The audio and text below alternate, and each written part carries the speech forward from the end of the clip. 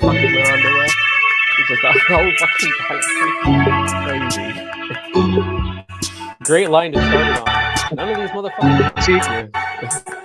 See that's what we need, Josh. We need Mason to have like in Scary Movie, how Mrs. Man, legs right open, balls flop right out. We need Mason to have a scene like that in the captain's chair. That's what I say. I think Tyler would go for it. What do you think, Jason? We'll see. Tito. What do you think, Sam? Oh, if yeah, you're definitely. joining us here on this I'm all for live stream, you teabagging. can also watch the film just on the premiere of the film. So, you can heckle it here with us, or you can just watch the film if you want. I can't do that. I can't. I'm technologically not good, so I can't. So. Sometimes, well, my thing is, I can't help myself. That's my difference. Yeah. I can't hear you. If I see something, I gotta say it. It's bursting. The volume's really loud. Like a xenomorph. Maybe turn it down a little bit. Hey, Royce, let Royce stop, buddy. Turning it down would be nice. There we go. Yeah, but you Is that probably want better? to turn it up once the fan film starts because this pre-roll thing is super loud normally, and then it goes to normal volume. So Okay. Yeah. I don't know why they do that. Hippy dippy music. We're being real silly here, just freewheeling it. Oh yeah. I'm freeballing it. I don't know about you guys. Mm-hmm. I'm teabagging it.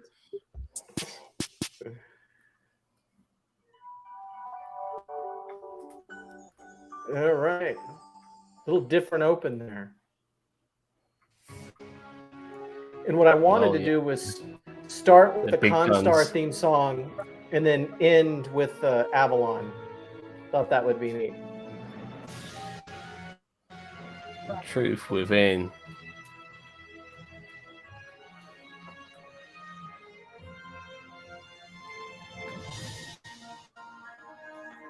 I love how you actually have the Constar, then the Valiant, and then the Excalibur. And then the all Excalibur, right there. yeah. Just kind of bridging the gap between all of the different fan films. Because again, we're all in this together, and that's something that I love. Yeah, it's like an intro of Community, between fan films. Engineer's log, supplemental. The Valiant is headed. I better turn off the closed captioning. That's ridiculous. We've come a long way in that time. Or we could laugh at it. Since the battle started everything. Oh, look, he's cooking. Most of all, Captain Ramirez.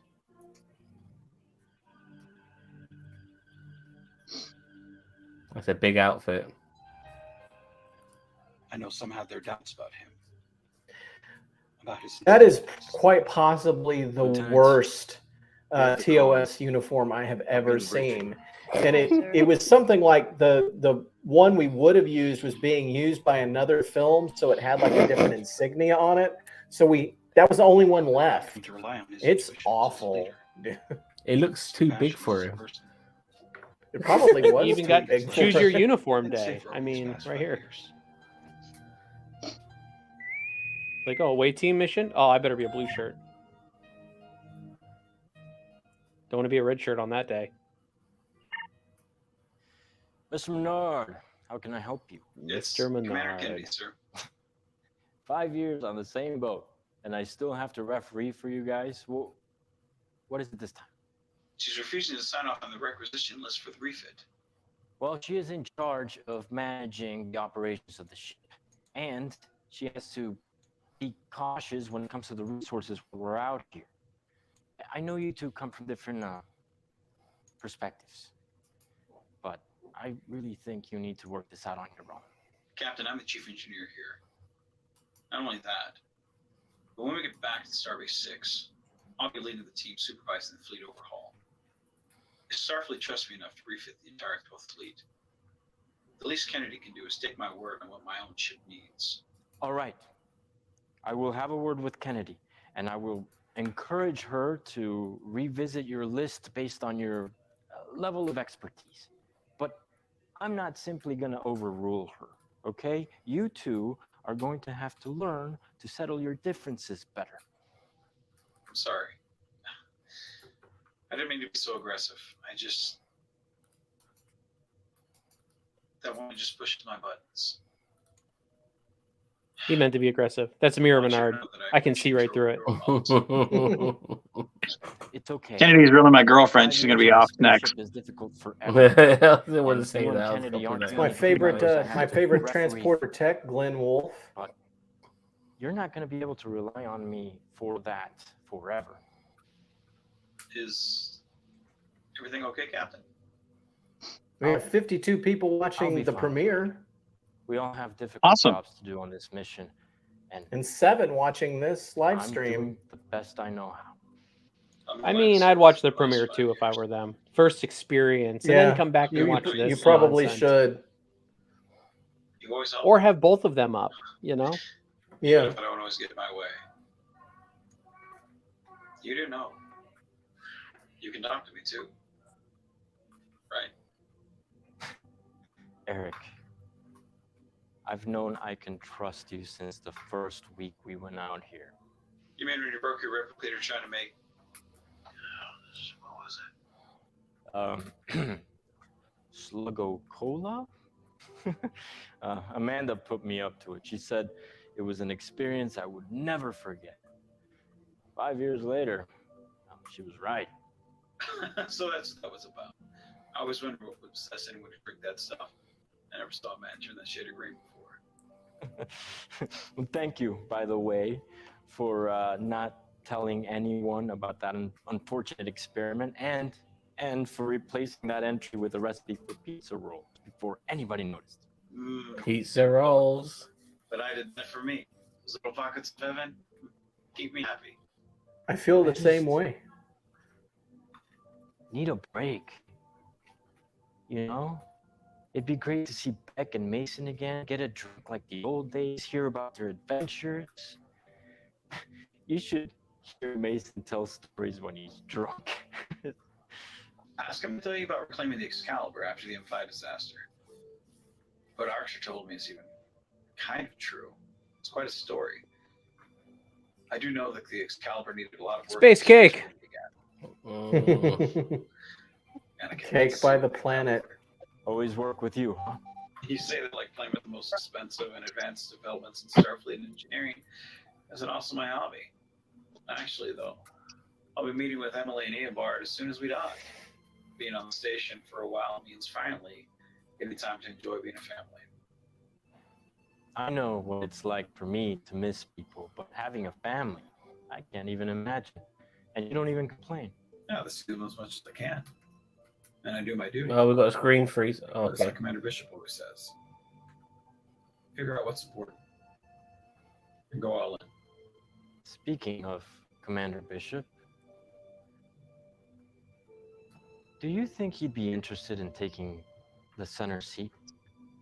We're talking about more than you just taking a vacation, aren't we?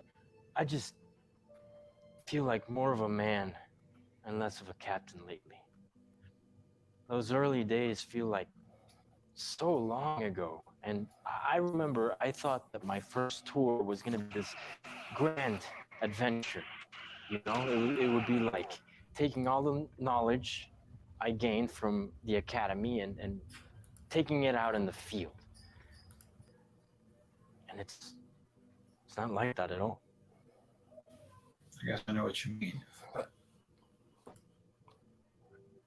Being honest. My first time out here was a bit of a letdown myself. Yeah, well, I'm not looking for fame or glory. That's more Mason. And I don't want to be the first person to Hey, make don't talk about Mason like discovery that. about the unknown. That's Beck. And I'm not that into new technology. Mason does it for the like Arnold you jokes, are. and that's It it. just seems like Mason's dead now, everyone isn't I he? know No, this is Starfleet. before all that. So I know no, it's not okay. to go with you. this is a prequel. And that's why Starfleet needs captains like you. Says that in the description of the video. You've always put the needs Oh, first. sorry. And that's why we love you for it. Yeah, Captain has been a great honor. But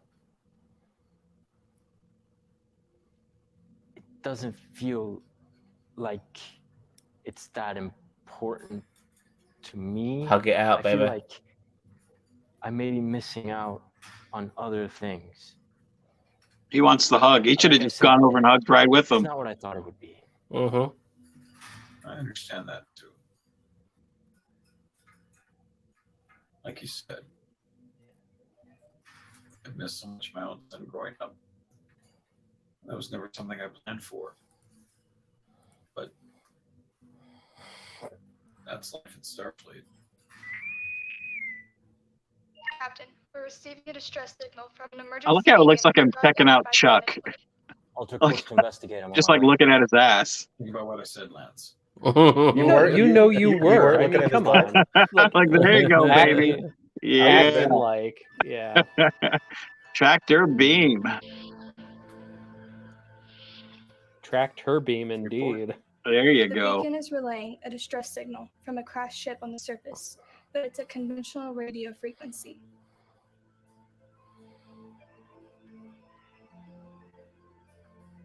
On audio. Launch control. This is Surveyor 1. I've crashed on the surface of Illustria. Is that a meteorite? What are you talking about, Vance's cup? It looks like a meteor. Engines destroyed. No chance of liftoff. Please. Launch control, do you copy? Is their signal getting through? I doubt it. The signal strength is very weak. Full scan.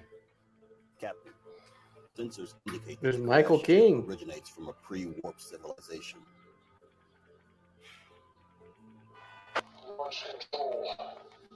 It's getting very cold. Losing heat fast. Please, someone tell us you're hearing this message. We only have a few minutes left. Captain, we are able to get a transporter lock on their position. Your orders, Captain? Fries, Coca-Cola. Resume course for Starbase 6. Warp factor 5. Hi, sir. Oh, okay. Hey, it's peanut hamper. No, it's not. The officer's manual. Starfleet regulations. The rule book. Every principle in its pages state in unwavering clarity. The Ramirez made the right decision in not rescuing the shuttle crew. Admiral Austin even directly told me that he made the right choice. I don't know Captain At least he Ramirez got it. well enough to know that he feels personally responsible for those deaths. You got a shed that finally fits him. Yeah, when they switched over to the new uniforms. Something good came out of it then. Don't worry too much, Ramirez. First off, was declared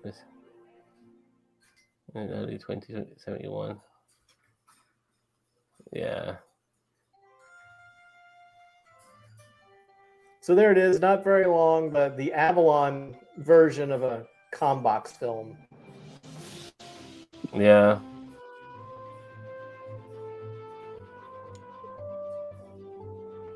I don't know. Probably the All I most saw melodram- was. Sorry, go on, Gio. I was gonna say all I saw was Menard just everywhere in that film. I didn't see anybody else. Yeah, it's like probably the biggest performance you've had in the Avalon film. No? Or am I wrong? The most screen time that he's ever had, probably. Yeah. Yeah. Well, I don't know. I kind of, in that one that I'm with you, I kind of competes with it.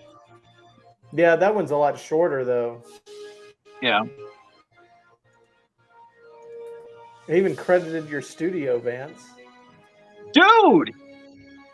That's, oh, man. Now I'm going to get bombarded with all these messages. Oh, man. I'm on the map now, baby. Don't worry, guys. I only do porn now. So, it's what I'm about.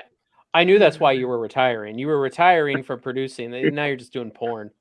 That's why I was checking out Chuck's ass in that scene. I'm like, hey, I'm moving from Starfleet to, the casting couch, so it's all good. It's all good, Oh, well, it's all worth it. So we're going to be talking a lot tonight about Gene Roddenberry. And, you know, we dealt with a concept there in The Truth Within that's kind of a big Gene Roddenberry concept, and that is the Prime Directive. But the part that was interesting to me is that Ramirez doesn't really react in a very Gene Roddenberry way. You know, one of Gene's big things, especially around the beginning of Star Trek The Next Generation, was that characters would encounter situations and they would just kind of learn how to deal with it and move on. They wouldn't let it emotionally affect them. Ramirez let this situation emotionally affect him in this film. Discuss. Well, when one of the criticisms that was received with the Ramirez character in, was it Demons? I believe he was, was that he was a little bit soft in the kind of command structure and whatnot, and that he, you know, was a little bit weak.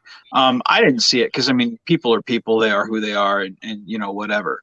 But that was one thing where you wrote this here to be like, okay, you know, why is this way? And when I talked with Victoria about doing, you know, because at the time when we went about doing this to be a ComBox film, I had approached you and Victoria and was like, I really want to write an Avalon film. So she was like, well, what would you do? And I was like, fuck it, why don't we tell, you know, since I have green screen, Chuck can film at home, and it, you know, we don't have to be together to do this. Why don't we do a ComBox film? And we can tell kind of a history with Ramirez and Menard's past, and that can be something that we can shoot, be kind of on the cheap. We don't have to you know, go out of pocket a whole bunch for this. As COVID restrictions kind of were, when we knew what limitations we could do and still shoot, that's when you kind of went to the studio and was able to shoot safely, and kind of expand a little bit upon the story. But that was the one critique that I wanted to address, was this isn't a flaw with the character. This is part of the character, and here's why. And you addressed the issue of, we have these people that we could rescue, but it would break the Prime Directive. Do we do it or do we not? And a lot of times with Star Trek, like you talk about The Next Generation, they kind of find ways around bending the Prime Directive and make it okay. We don't do that here at all. Yeah, we have to live with. Yeah, and we have to live with that. I mean, look at the Next Generation episode Pen Pals with Data and that little girl. They bend the rules, and then, you know, he doesn't do that here. And that's, you know, when you look at it in context, it paints the picture. You were going to say something, Zam? No, I was waving to okay. to the chat. Jim was saying hello. Oh, okay. Yeah. I you know, we've seen that trope a lot in Star Trek films where, you know, somebody violates the Prime Directive, but it's the right thing to do, and they're like, you shouldn't have done that. And I wanted to kind of reverse that this time around and have him, you know, carry out the Prime Directive and commands like, that was the right thing. You did a good job. And then he just feels terrible because he let those people die. Well, they explored that theme in Orville this past season, where you know, I forget what it was exactly, but they pretty much stick to the Prime Directive, or their version of the Prime Directive. You know, especially with the temporal Prime Directive, where they go back and grab the red-haired guy. You know, I mean, they really discuss those themes, and they stick to the letter of the law, you know, whereas Star Trek kind of sticks to the spirit of the law. They don't really stick to the letter all that much. And a lot of times they just get kind of that slap on the wrist, but it's like, look, if this was a real organization, you'd been booted out and thrown in jail for doing this type of stuff, you know. And Ramirez does the right thing, and sadly that shit scars you. And this is a guy who, on top of that one action, he's already feeling like, man, we've been out here 5 years where, you know, maybe I'm not the right person for this job. When I started, I thought I was, but being out here, it's getting to me. You know, Jim Kirk in Star Trek Beyond had that same type of feeling of, man, this this shit's getting to me. All these bickerings, all these, isolated things, it's getting to me. And then that incident with not being able to save the people, that's kind of like the straw that broke the camel's back. And then we meet him on the Excalibur, kind of a broken man. It gives him a better sense of redemption in those films, I feel. And that was one of the things we wanted to do here was make this character a little bit more redeemable in a better context, rather than here's a guy who whines or whatever people's complaints were at the time. Sturm von Alk says, was this shot at the same time as the FTL Technobabble? Yeah, it was. It was actually shot the same night.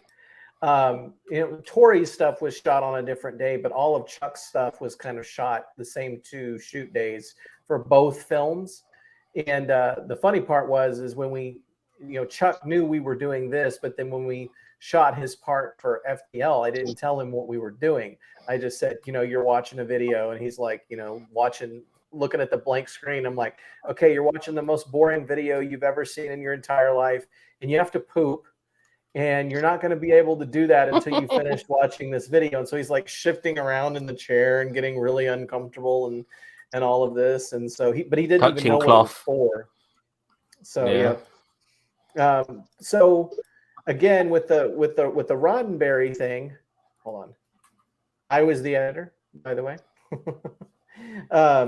With the Roddenberry thing, we talked about that, not showing emotion was a Roddenberry thing. Ramirez showed emotion, and he lived with that regret as long as we followed him. So very un-Roddenberry. So let's start to talk a little bit about Roddenberry now. And I thought myself and Chito would have a chance to maybe give our opinions on this fan film. Go ahead. But are unfiltered, unbiased, maybe unbiased. Like, Go for it. The person who plays Ramirez, he's not in your fan films anymore, is he? No, he's not. He left the production when we parted ways with Victoria. I wasn't upset with him for that. I told him he did exactly what I would have done in that situation. He's a great guy. He's remained a good friend, and has been very sweet about the whole situation. Okay. I just like when I first watched one of the films within the Avalon universe, it was Demons, and he was like the main protagonist of that, and it didn't necessarily leave myself and Chito with like the best first impression of the Avalon universe watching that particular fan film. And then coming to see this guy again in this particular fan film, I felt like history was repeating itself a little bit, unfortunately. It was a bit too, like, your fan films are very fun, Josh. The other ones I've seen, they're so much fun, whatever it may be, whether it be a sort of crisis situation, like a pond fire situation on the ship, or maybe going to see zombies. There's a massive fun element. And I feel this particular character and what he brings to the table drains the fun from it. It's very melodramatic, and I hate to say it, almost borderline boring, because it's just like, what is he? There's just nothing going on with his character. He's very miserable, and I don't want that from what you tend to offer in a fan film. So in a way, in a way, I'm not necessarily wasn't necessarily like too impressed with this one, but simply because I had no idea what was going on. It's just yourself and Menard are having a chat, and then Menard's trying to like perk him up, and then he just brings him back. He brings him down with something. I was like, come on, mate. You know what I mean? Like, just like, try and be a bit happy here. See something nice, but he's just always miserable, this guy. So not necessarily the most enjoyable of fan films, in my opinion. Cousin Cheeto. Okay, so I tend to agree with Zam. I am not the biggest fan of this character of this character's this portrayal of a Starfleet captain. Now, that doesn't mean that that there's no place for more stoic, more brooding captains in Starfleet. I mean, Cisco had his brooding moments, and I love Cisco. But I mean, so with some of his stuff, there's a difference between filler and slice of life, and a lot of the stuff that Josh, you bring to the table is slice of life. Like like the Ponfar episode. Like there's no, the universe is not at stake. There's not real. I mean, there might be lives at stake, but there's slice of life, and that's fun and that's engaging, and you have fun with it. And technically, Captain Mason's not even in that, so it's not even like the captain's type thing, but with this, it does kind of feel a little bit like filler. And I know that this was done 2 years ago. So, I mean, it's out of context. It's a prequel. And if we know anything from sci-fi, prequels make everything better, right? Yeah. So I didn't have too much of a problem with the direction of this fan film, because I do appreciate your angle you're going at it, where he did follow the Prime Directive and he had a lot of regrets about that. I don't think and I'm trying to say this the best way I can. I don't think the actor portrays that regret very well, because he's just mopey about it. You know what I mean? Like so and honestly, it's like, as I said, I'm on board with the theme of the fan film. I'm on board with the way things are going. It's almost like the actor was taking it a little too seriously, in my opinion. Like I'm trying to peg down what I'm trying to say here, but I get it. It just doesn't work. The actor just didn't work for you in whatever he's doing for Avalon, is what you guys seem to be saying with whatever he's doing. I feel like it's a different. Well, hold on one second, Sam. Yeah, I feel like there is a different atmosphere between Rich, let him out. Like these fan films that you do with this guy, and then the fan films you do with everybody else. And as I said, I honestly and truly do not believe that is on you, Josh. There is a atmosphere that the actor on the screen brings. And I mean, and here's the good thing is that, here's the thing is that Vance can bounce off of anything. Like he's like a gummy bear. He can bounce off of anything. No, but like if that's the energy that this guy's bringing, Vance can also, amplify that and bring that. You know what I mean? So like Vance can do really fun. Vance can do terror. Vance can do an amazing villain.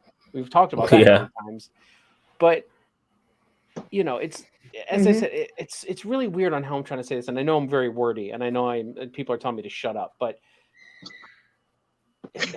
you had me at gummy bear. That's so I sold. Listen, here's the thing. I'm like a lot of things that you guys say, I'm definitely not gonna argue with you, because you're making a very interesting point. And now there are some aspects to this that, yes, when we shot this was right at the height of the lockdown kind of stuff. And it was probably the first time most of us had gotten out of the house in like 3 months. And it definitely was well, we can't do anything else. Let's do this, because we had shut down. We had shut down the rest of the production. Now you talk about an atmosphere. Yeah, there was definitely a different atmosphere to Avalon back then. Is it on me? Kind of, because I was the one that supported that atmosphere. And as I want to be very clear that I really love Chuck. Chuck he's a great guy. He's a good friend. He's an amazing human being. He's a wonderful person.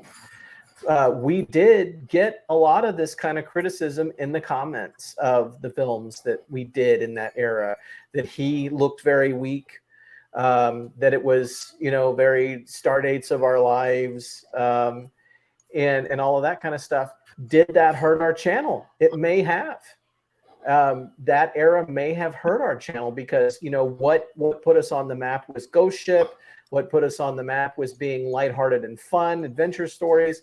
We got away from that, and we started trying to do something else with different actors. Dude. And there was a negative response to it. And, you know, there has been a different response to going back to the original vision. I so wish you had told me that title, Star Dates of Our Lives, because I so would have made a fan film with Mullet Menard with a hot chick. Like, that's fucking and then at the end she would have died because it's a and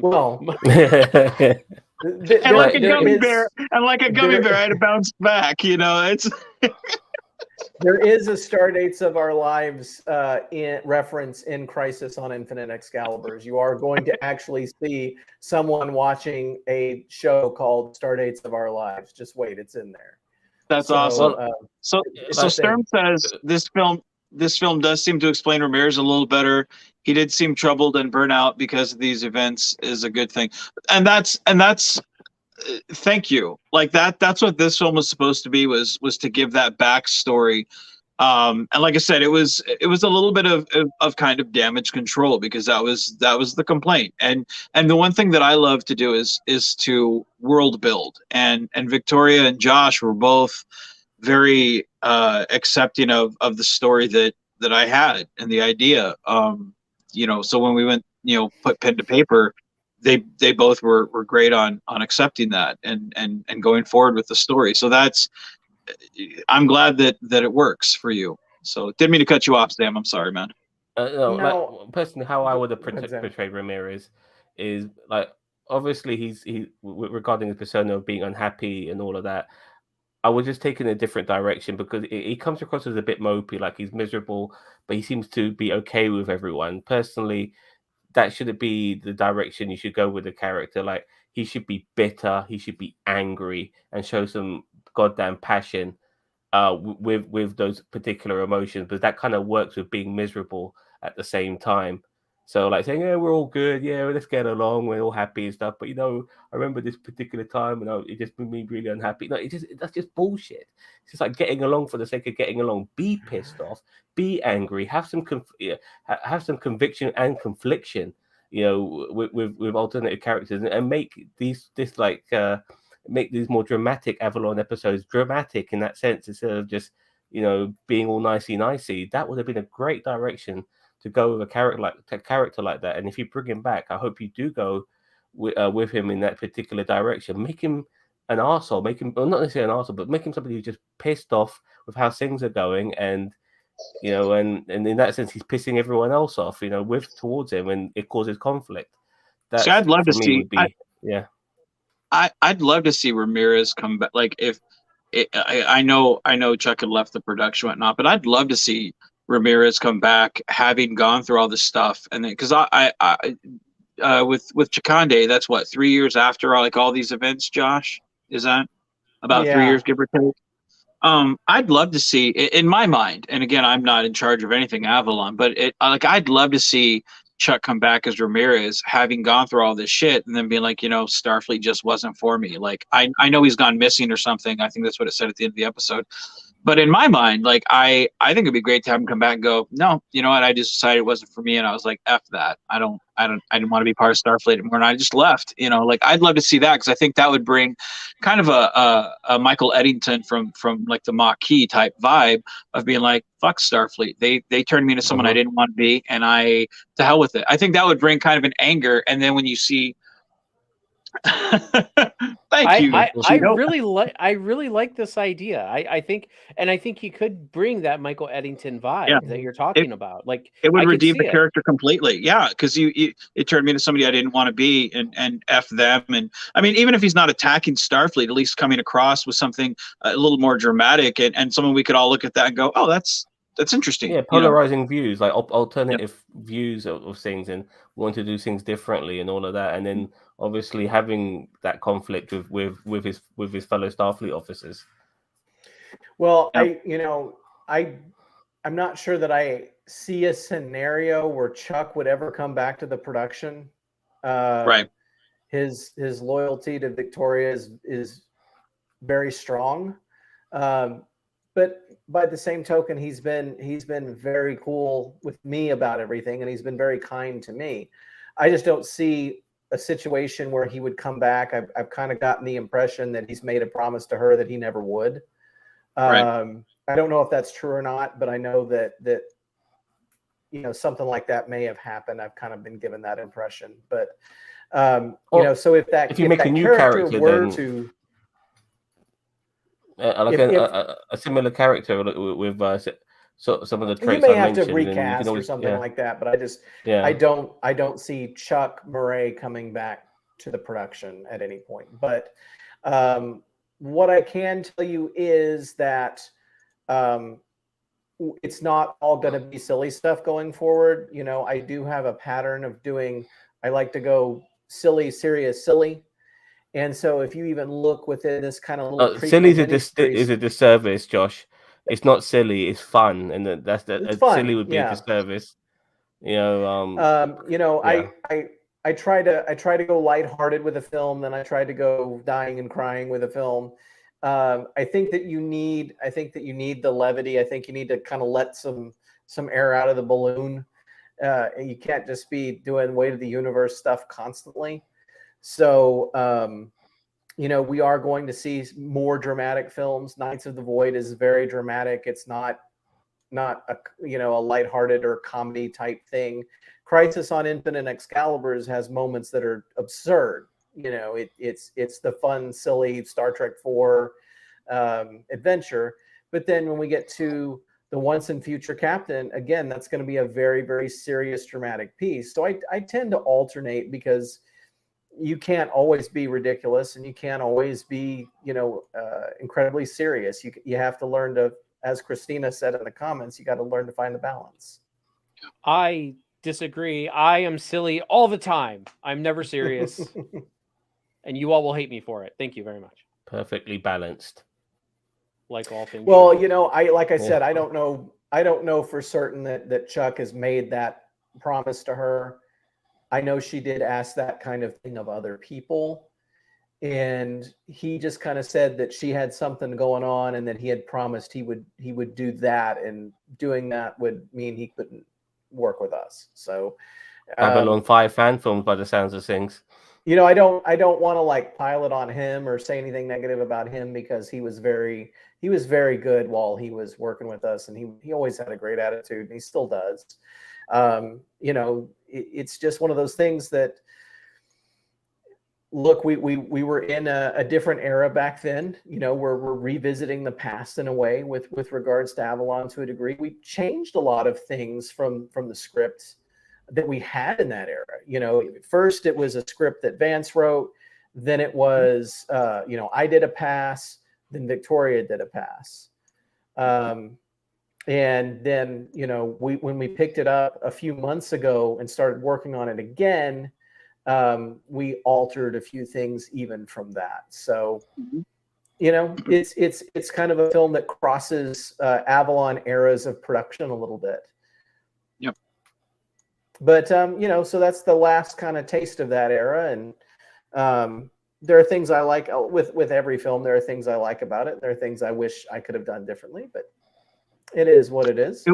It was nice to see one last time, because from my own perspective, it was nice to get to work with Chuck, because again, I've never met any of these people on set, and it was nice to, even if it was a couple of years after the fact, it was nice to have a film with Chuck.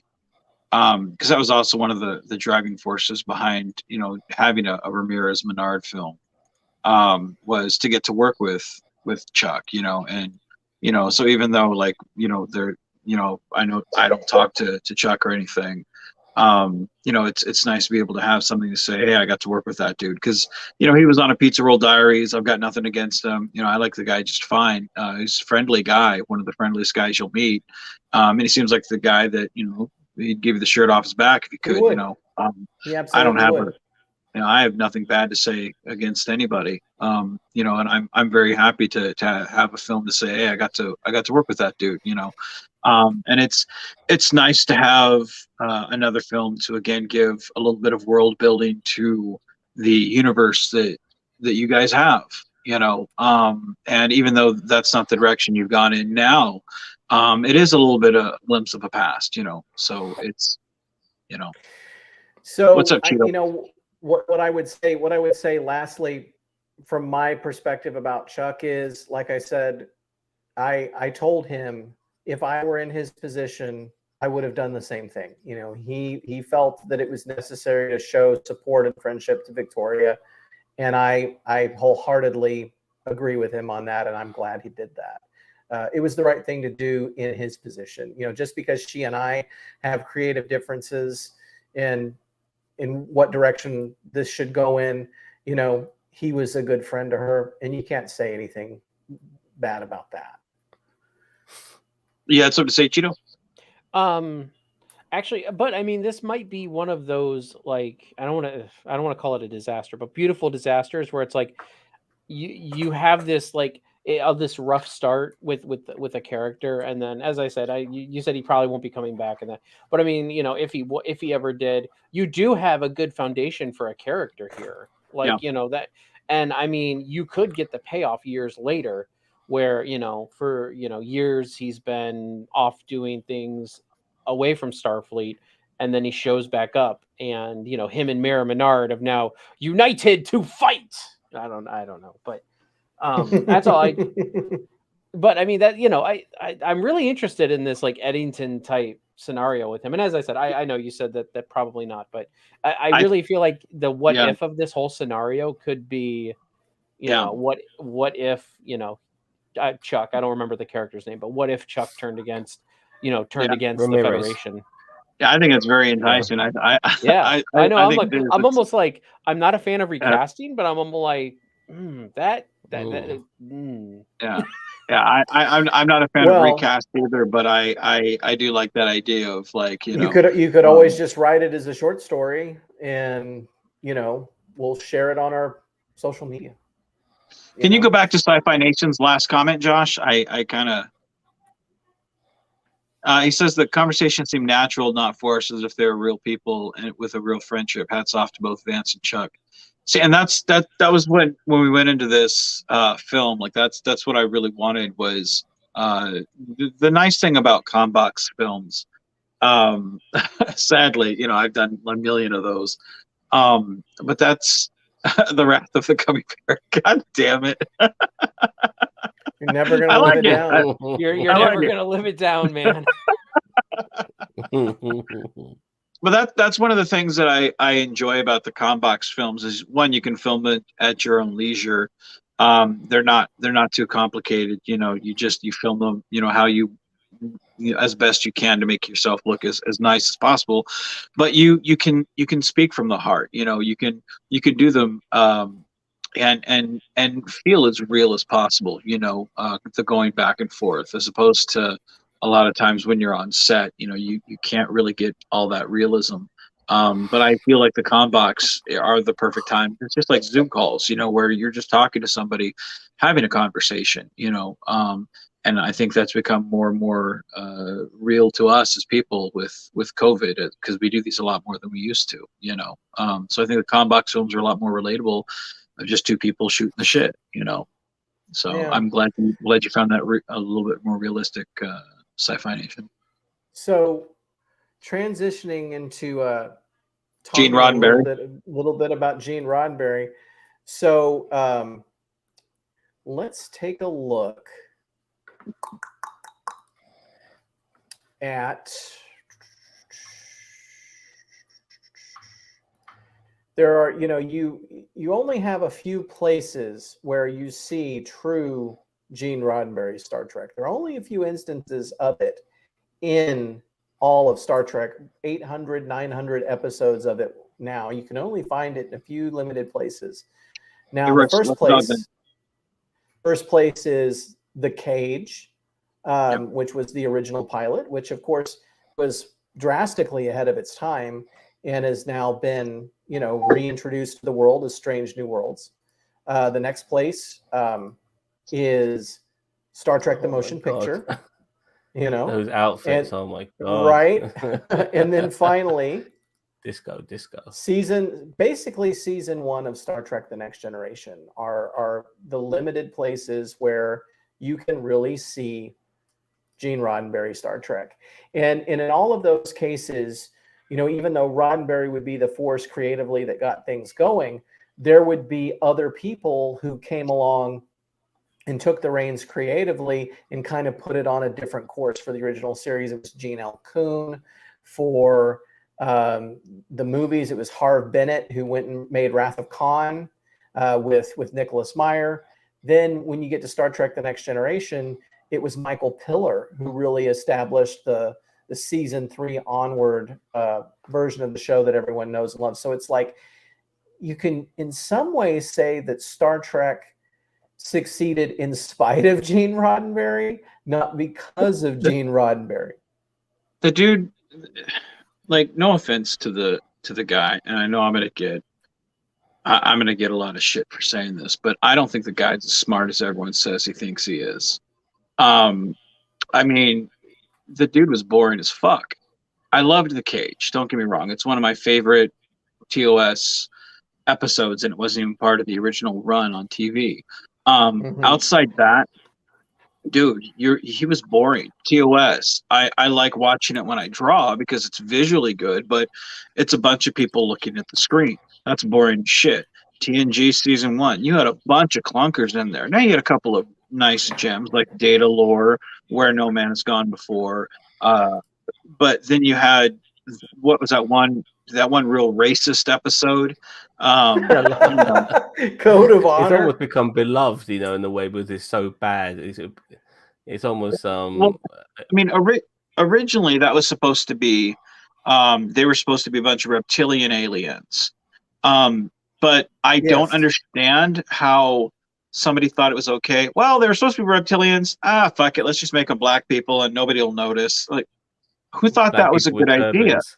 It got past people, like, oh, let's just, and they're like really sexist Planet of, African Americans or whatever. Like, no one, how that show got that episode of Star Trek The Next Generation got remastered in high definition, and none of Deep Space Nine has been.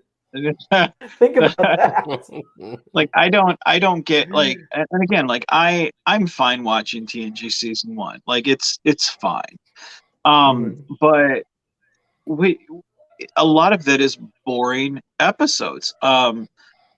That when you compare it to other television shows, like, especially compare it to the rest of Next Gen. Season 2 was a little better, but it wasn't as much Gene Roddenberry. Season 3 was great. And the one thing that really bothers me about Gene is in a production meeting, and I heard this from I think it was Rick Berman.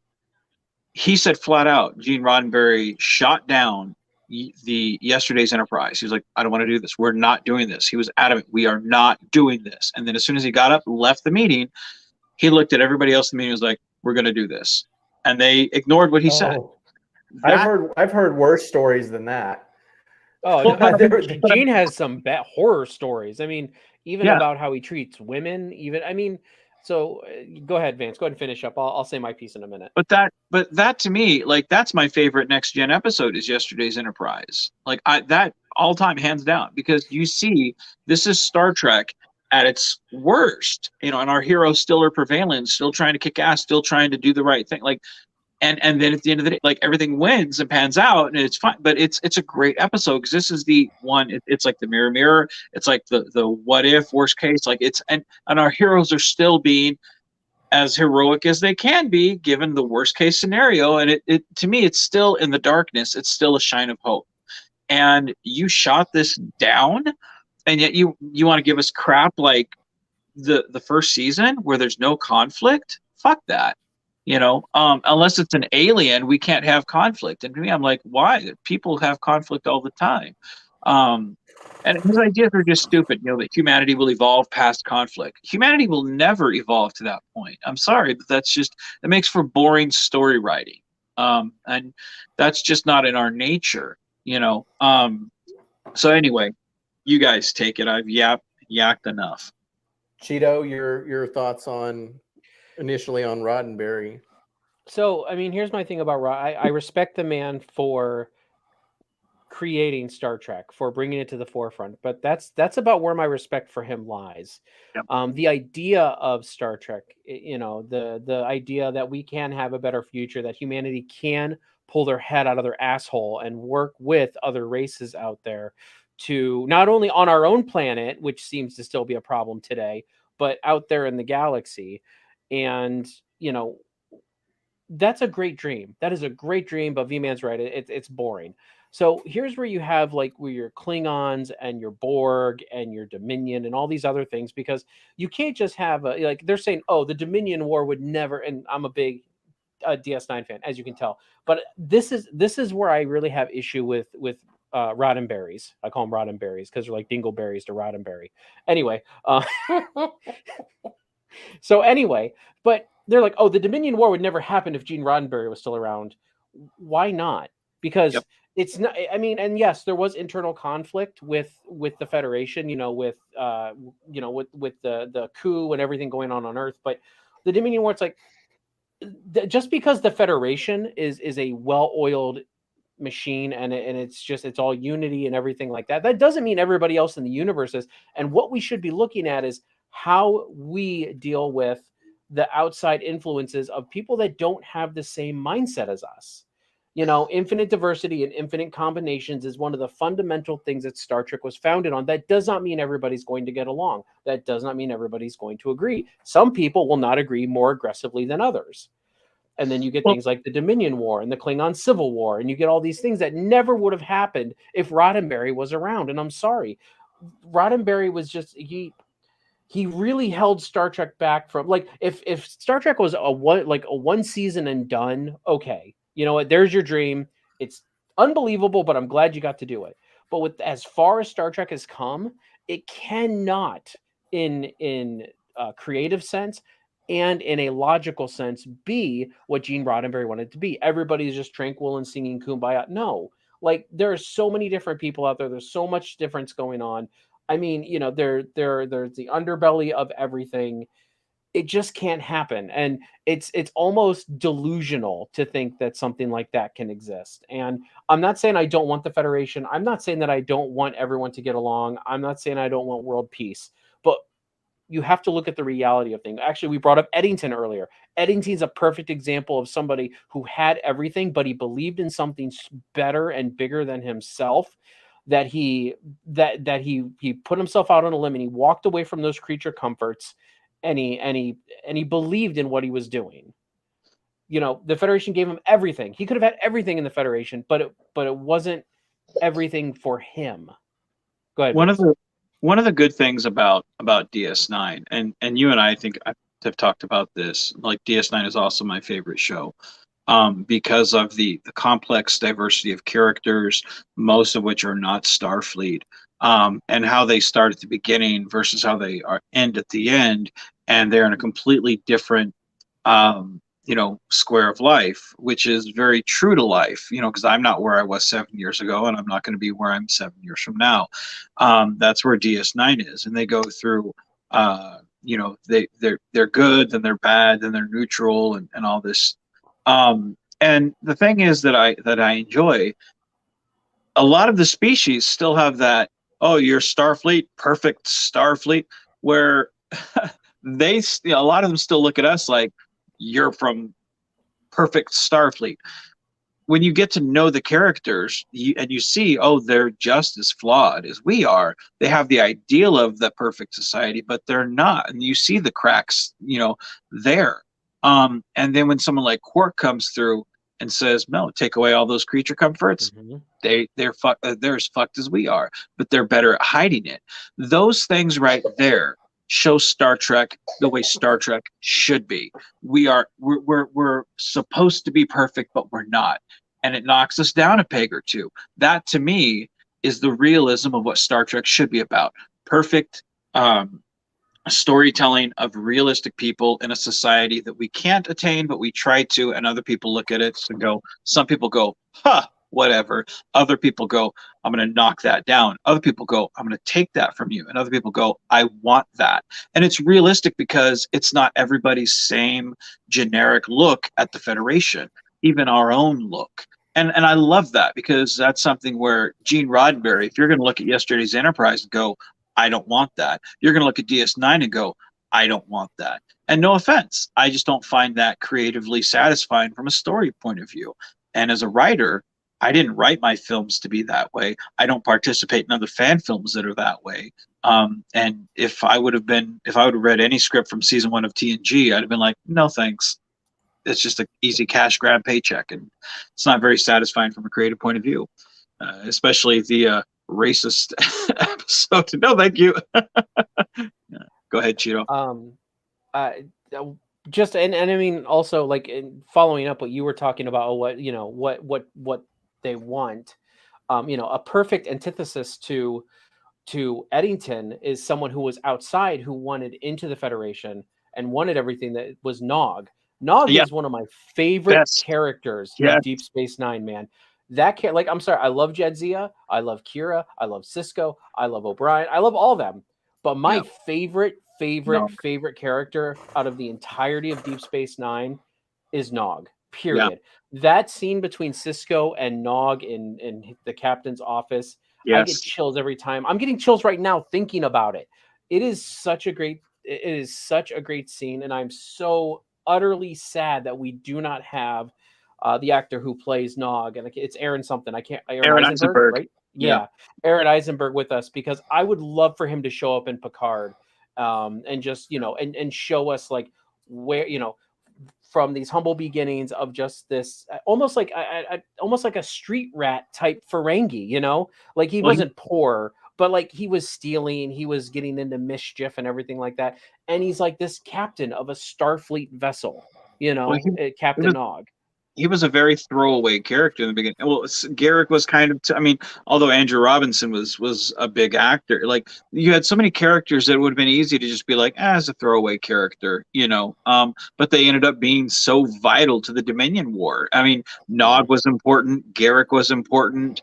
So many characters, I'm sure Morn probably saved the Federation on some level, take a look at it. How important was Rom in saving the wormhole during the episode Sacrifice of Angels man, I just got goosebumps just talking about, that was during my films of showing how a nobody could go from that, and then everybody in my film The 11th Hour having all these different characters.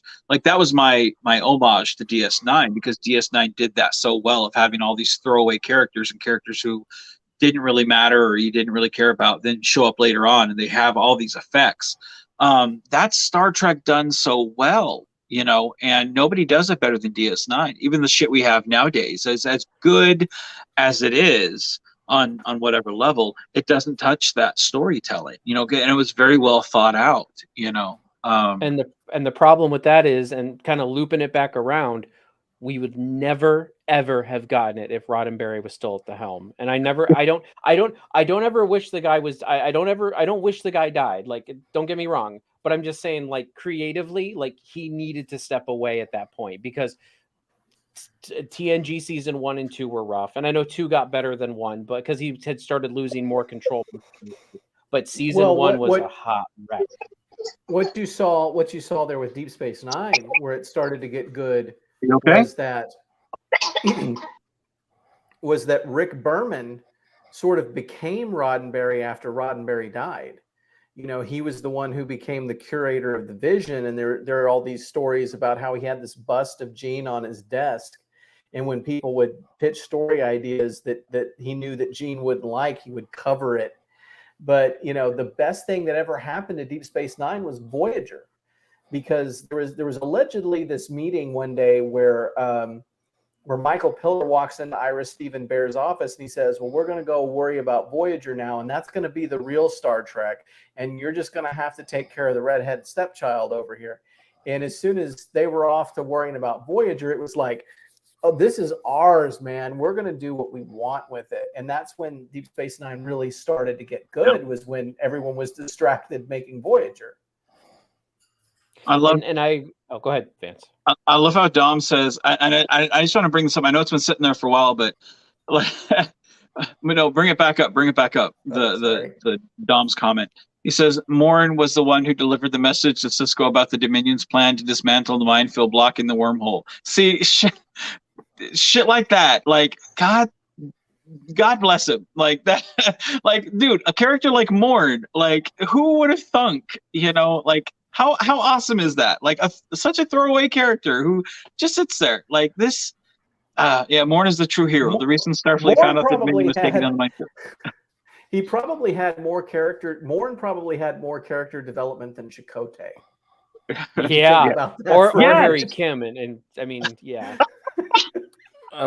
Just want to. You leave Garrett Wang alone. He was Josh and my stalking, celebrity at the convention. So actually, I like Garrett Wang. I just think the writers sucked at writing him. Anyway, Zam, go ahead. You've been overshadowed, and you need to. No problem. Funny enough, this is gonna be a little bit long-winded, but on our channel, our colleague Ginger Greek made a video about the source material being different to what the producers want. So, like, if they're making Game of Thrones, they're using obviously George R. R. Martin. He's actually on the set, making sure it's done the way that it's very close to the books. J.K. Rowling, when she wanted to do Harry Potter, apparently Steven Spielberg wanted to Americanize Harry Potter, and J.K. Rowling said, "Fuck that." We're going to keep him British, and they kept the source material very much the same, which is why those particular films and series are so popular, because they were very close to the source material. Now, it is a little bit different when it comes to a filmmaker's vision, because they're not really taking it from books. They're just visualizing it how it's supposed to be. So people like Gene Roddenberry, George Lucas, even Ridley Scott, they initially come out with good stuff, Star Wars, Star Trek, Aliens, and they make something which is cult-like, everyone loves it. But after a while, they get lost in their ways a little bit. And it does take somebody who is initially a fan of the original product to course correct it. I'm not really sure regarding Aliens, because both Prometheus and Alien Covenant are fucking awful films. I'm not sure if you guys have seen them, but they're a disgrace to the original source material. And I refuse to believe those movies are anything to do with the original source material, because they're just so fucking bad. Garbage. Making David the guy who fucking created the Xenomorphs. I'm disgusted by that, And obviously with George Lucas, he liked the smell of his own farts, and he made the prequels, which are kind of beloved nowadays. But unfortunately, they kind of lost. They were not necessarily what people wanted in Star Wars initially, and but because he was the guy who created it all, nobody could say anything. And it takes people like Jon Favreau and Dave Filoni to course correct it and make people remember what Star Wars is all about. And same now with Star Trek 2. Initially, Gene Roddenberry had some ideas, but he can get lost, in his own thoughts, and almost take Star Trek in a different direction. And it takes people like Rick Berman, and even to a degree, after failing a few times, Alex Kurtzman, to remind people what Star Trek is all about to a degree, because even though we are getting alternative versions now, and it's really good that the smorgasbord of Star Trek we've been getting with character pieces like Picard, comical pieces like Lower Decks, children's ones like Prodigy, as well as more traditional Star Trek like Lower Decks, Strange New Worlds and Discovery. It just reminds us of what we all want in Star Trek, and it sometimes takes somebody else to take the baton and continue it. You might have started something, Gene, but you can't continue it. You can't be there forever, and somebody else. And eventually, if you were there forever, you would end up making something which was a total bastard of what it was initially. A mutation of what it was originally. And I'm very happy that sometimes these people are not around to continue it, because it does take a fanboy to keep it how it's supposed to be, if you know what I mean. So that's just my opinion. Just one small comment. I think producers should have term limits, like our senators should. I'm just saying. Well, the thing is, you get locked into a specific vision, and the thing is, like being on a show for 7-8 years or whatever, like you get stagnant. It's easy to get locked into a certain frame of mind. Like Rick Berman was making Star Trek since 87, 88, something like that, or third season TNG, something like that. He worked on it from Encounter and Farpoint on, so 87 through 2005. Yeah. So I think it was 2002 because that's when Nemesis came out. Well, he was straight through to the end of Enterprise. Yeah, which is 2000. Was it 2005? 2005. Mm-hmm. Yeah. Was it? Oh, okay. My bad. I'm sorry. I thought it was 2002. My bad. You call yourself a Trekkie. Take away my geek card. Enjoy TNG season 1, guys. But like to me, it's one of those things where it's like at a certain point, you know, you just kind of start going through the motions, and you have to learn for yourself. Push away from the table. You've had too much pizza. You know, back away, and let someone else take the reins. You know, I've someone never that you had more trust. than a pizza. I'm on a diet, so I gotta chill on the pizza. But it's one of those things where it's like, you know, I really feel like if he had backed off and let others do it instead of being so hands-on and creative and no, we've got to do it this way, we've got to do it, and don't be so Gene Roddenberry like, or stop being so, well, Gene would have wanted it this way. Well, yeah, but Gene's not perfect. He's not the Messiah here. You know, again, let everything have its own flavor. You know, that's why DS9 worked. That's why Voyager, for whatever reason, fucking worked. That's why, you know, I think Enterprise would have had its 7 seasons, you know, because Manny Cotto was producing some wonderful television. It's just the fact that they had lost so much numbers because the first 2 seasons they didn't have the gumption to fucking, you know, go full force and be something different, you know, which is one of the reasons why now we have Lower Decks, we have Prodigy, we have Star Trek Picard, we have Strange New Worlds, we have Discovery, you know. So if you're one of those Star Trek people that are like, I don't like this Star Trek, well, fuck off, go pick another one. There's plenty out there, you know. And all your originals Pick the are still Ava-LIVE there. universe. There you go. I mean, you know, I've asked myself the question sometimes: am I the Gene Roddenberry of Avalon universe? Am I making stale decisions and holding to a vision that doesn't work? And you know, I have to ask myself that question sometimes. Here's the thing, Josh. You have. I know that you have a certain amount of stories that you want to tell, and then you are going to go do something else. Yes. Like, because I asked myself the same thing with the Constar thing, and that's why, like, I was supposed to retire, like, several times I've retired and whatnot, and like each time the fans are always like, hey, we come back, and like that last year that I was there, it was strictly for the fans. Mm-hmm. I'm not going to have another 25 episodes of Constar. Like I'm done. And that's where you, I think, are going to be better than I am, is you know where you're stopping and you're like, done. You're not going to go back and do, you know, another 10 episodes. Like you know where you're done, and then you're done. And that's where I feel like you're not doing the Gene Roddenberry shit where you're just inserting yourself, or more importantly, Rick Berman, you know, where I feel Rick Berman, what kind of ruined. So I feel like you've kind of got one up on them. Like, you know where you know where you began, you know where you kind of changed course, and you know where you're ending. So I can speak with a little bit more authority than most people. You're not. So. Well, the Gene Roddenberry stories, you brought up one earlier about yesterday's Enterprise. There are other ones that I've heard, like when Ron Moore pitched The Bonding. Gene basically said a child in the 24th century, if his mom died, he wouldn't get upset about it. He would just accept it and move on. Or, he said that in the meeting and told Ron Moore that he couldn't do the episode. And then Ron Moore was crying in the hallway, and Rick Berman would be like, ignore him. But the crazy one is the Ira Stephen Bear story, where Patrick Stewart was complaining that he wasn't enough like Kirk. You know, he wanted to be more like Kirk in a couple of episodes, and he was whining enough to where basically where they had to accommodate him. And so Ira Stephen Bear was assigned the task of you need to have an adventure story for Captain Picard, and so he writes The Captain's Holiday. And he goes into Gene Roddenberry's office, and I guess in the original version of the Captain's Holiday, in order to gain admission to Risa, you'd have to go into a holodeck where you'd have to face your greatest fear. And Picard's greatest fear was losing the Enterprise, that he would get promoted to Admiral and the Enterprise would just go along without him.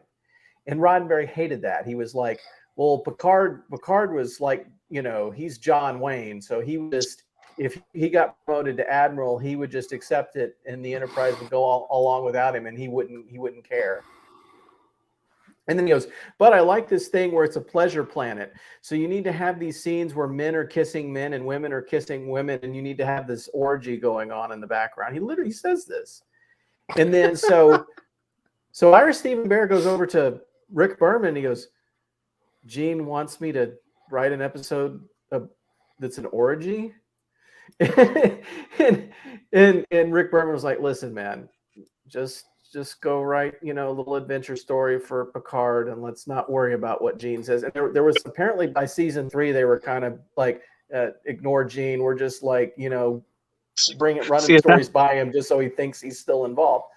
See, at that point, you should have just had Patrick Stewart like jumping in the middle of the orgies, kicking the shit out of people. That would have been a much better Picard story, I feel, you know, than what we got. That would have been the story I would have wrote, you know. So, well, you know, and here's the thing is that then you go on to Voyager and the stories are like, they'd be filming, you know, an episode and Kate Mulgrew would show too much emotion in her performance, and Rick Berman would call cut. Oh, you're showing way too much performance. You need to be more stoic. And the person that they did it the most with was Garrett Wang. He was the person who got in trouble the most for showing too much emotion, to the point to where for a long time after Voyager was over, he was going around to conventions going, I hate Harry Kim. I hate the character. I didn't like my time on the show because they wouldn't let us act. No. I don't like Harry Kim either, but go ahead. Every series of Star Trek seems to have one particular actor amongst their group who fucking hates being in Star Trek. You know, I think DeForest Kelly hated being the Doctor. Like he felt like his career was always, he'll always be remembered for that. But I think nowadays, it's really, for most actors, is, you know, to be part of a franchise and to be a memorable returning character is gold, you know. So I don't think you know, anyway, I very, what you said about Harry Kim, very surprising. I had no idea until you mentioned it right now that Gareth Wang was so upset playing Harry Kim. I did like that one episode where Chakotay had a lot of issues too. The guy who played Chakotay had a there's like a really nasty interview that Robert Beltran does with somebody. You go to YouTube and you type in Robert Beltran hates Star Trek, and a really interesting interview comes up as a result. He's like, I wanted to do Shakespeare. I wasn't going to be in Star Trek. I would turn on the TV and I would see William Shatner in his mustard yellow tunic, and I would watch it just long enough to change the channel. He really goes bananas. Well, it's one of those things where, like, the problem with Voyager. And I like, that's why I'm dumbfounded by people who Voyager is like their favorite Star Trek, because to me it was such a missed opportunity and a lack of character development, because you had wonderful characters like the Doctor and Tuvok, overexposed characters like 7 of 9, Janeway, which I never really got because she always sounds nasally. I want to defend 7 of 9. I really did like the character of 7 of 9, and I did, but I agree with you. Like with the catsuit, they put too much emphasis on stuff like that. That to me was like to me it was just like, how much of the Borg did we get in those last few seasons? And it was always 7 of 9. Like, to me, it was just so much her where I got sick of the character. I really enjoyed the character when they first brought her on, like, and it had nothing to do with the cat suit, but I felt like they really needed to get her out of that, like after she was done, like kind of with why what's that now? Put her in a normal uniform, like they did with normal uniform, like with Diana Troy and Jed Z. Right. But like then you had characters who I really did enjoy, like I liked Ensign Kim, but my favorite and still my favorite commander is Commander Chakotay, for how he was in that second episode when the Maquis are ready to take over the ship, when B'Elanna punches the other engineer, and they're ready to mutiny over it. And he's like, what are you saying exactly? And they're like, if you're ready to take over the ship, we got you. And he's like, huh. Well, if you ever say anything like that again, I'll personally throw you in the beard for mutiny. And then he walks off. And I'm like, fuck yeah, that guy's a badass. And then they never do anything with that. Development. Yeah. That was it. Yeah. And I hated the romance with 7 of 9 because I'm like, where the fuck did that come from? Oh I don't that was awful. like, and like It I obviously enjoyed, didn't work out. right? she decided to play for the other team after that was over with. Yeah. Like yeah. I hated how they when they gave him something to do, I enjoyed it, but they butchered him so much. And I enjoy Robert Beltran's acting. I enjoy Garrett Wang's acting. Like the people who I wanted to know more about, they really didn't do shit. I love the relationship with him and Tom. The best friends aspect, but let me know about the character. I don't care about the friendship all the time. There's more to him than just that, But hey guys, I'm gonna let you go. I'm gonna go take care of my son.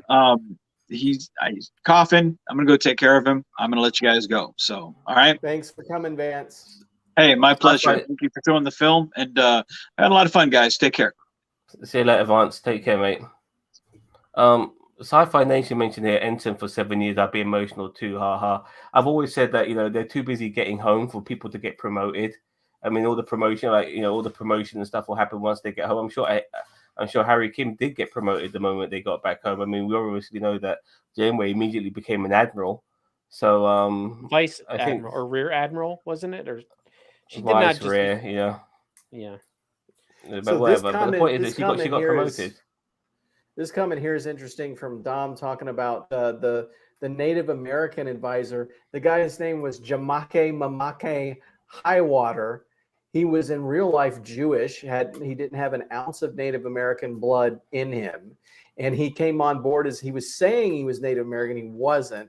And so all of this stuff that they did in Voyager with like Akuchi Moya and all of that and the tattoo, it was all just BS that he made up. Like people have a saying, and it was just this guy making stuff up. And he wasn't even actually Native American.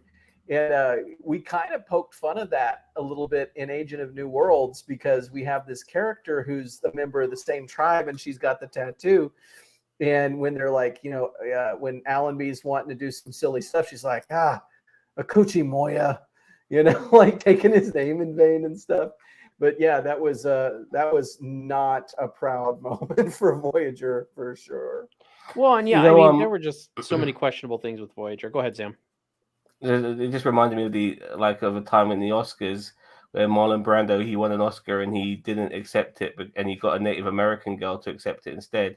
But they found out that she was a fake as well. And apparently John Wayne wanted to kill her, But she was not a Native American. It was found out she was a Christian woman, white, who just happened to. They just changed her complexion a little bit to make her look like she was more, put a bloody Pocahontas outfit on her, make her look like she's Native American and stuff like that. I mean, the cause was pretty good, but the fact is that she wasn't Native American just leaves a bitter taste in my mouth as well. But it's kind of upsetting when you mention all this thing, like this Jewish guy was pretending to be Native American. For fuck's sake, like, how can they be so careless on these things?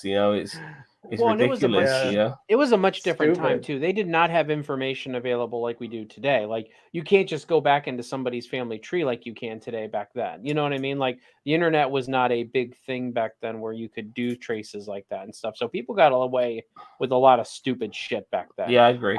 That's actually a point I want to bring up about Deep Space Nine is that, I understand why the producers wanted to focus on Voyager, like while it was first starting, because in that era of TV, it made sense.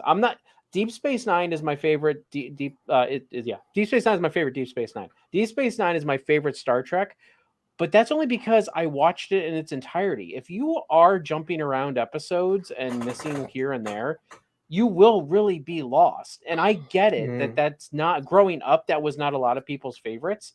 And I've talked to so many people who are like, but I went back and I binged it in the age of binging.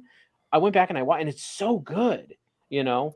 So I understand why they made the decisions they did, but I'm also it all kind of worked out in the long run. Like maybe back when the show was first on, it seemed like it wasn't getting the love that it should have gotten.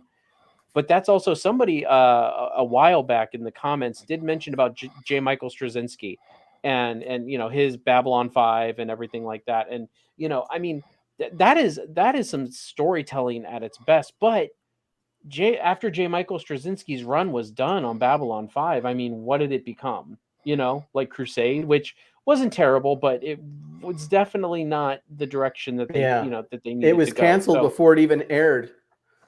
Yeah, they didn't even air a single episode of it before it was canceled. So I mean, as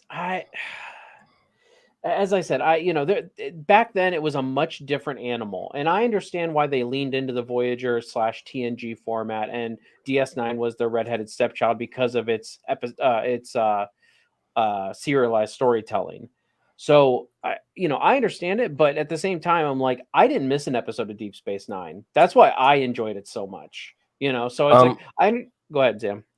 No, just Christine Moore's comment here, like saying that Janeway hadn't earned being an admiral. I mean, obviously comparing to Picard, but to say that she didn't earn being an admiral, being isolated with no other elements of Starfleet at all around her, you know, for 7 years, and then having to just come back on their own and then live off other planets and take their stuff. You know, they couldn't rely on the replica all the bloody time and all of that sort of stuff. And all of that, you know, maybe only losing a handful of Starfleet members, you know, and all the adventures they got up to. I think she very much earned being an admiral. Not that she. I don't think it's that she became an admiral. Is that to like the highest ranks of admiral, like third from the top. She didn't just get promoted to admiral; she got promoted to like third in command of the entire fleet or something. Well, it's hard to say now because she's vice admiral in Prodigy. Mm-hmm. You know, so that's not the top, is it? The vice admiral. Vice admiral, your top would be like fleet admiral or commander Starfleet, then regular admiral, and then vice admiral. So you're like basically 3 steps down from being in charge of the whole situation. Yeah, but in Prodigy she's the vice admiral. That's just saying.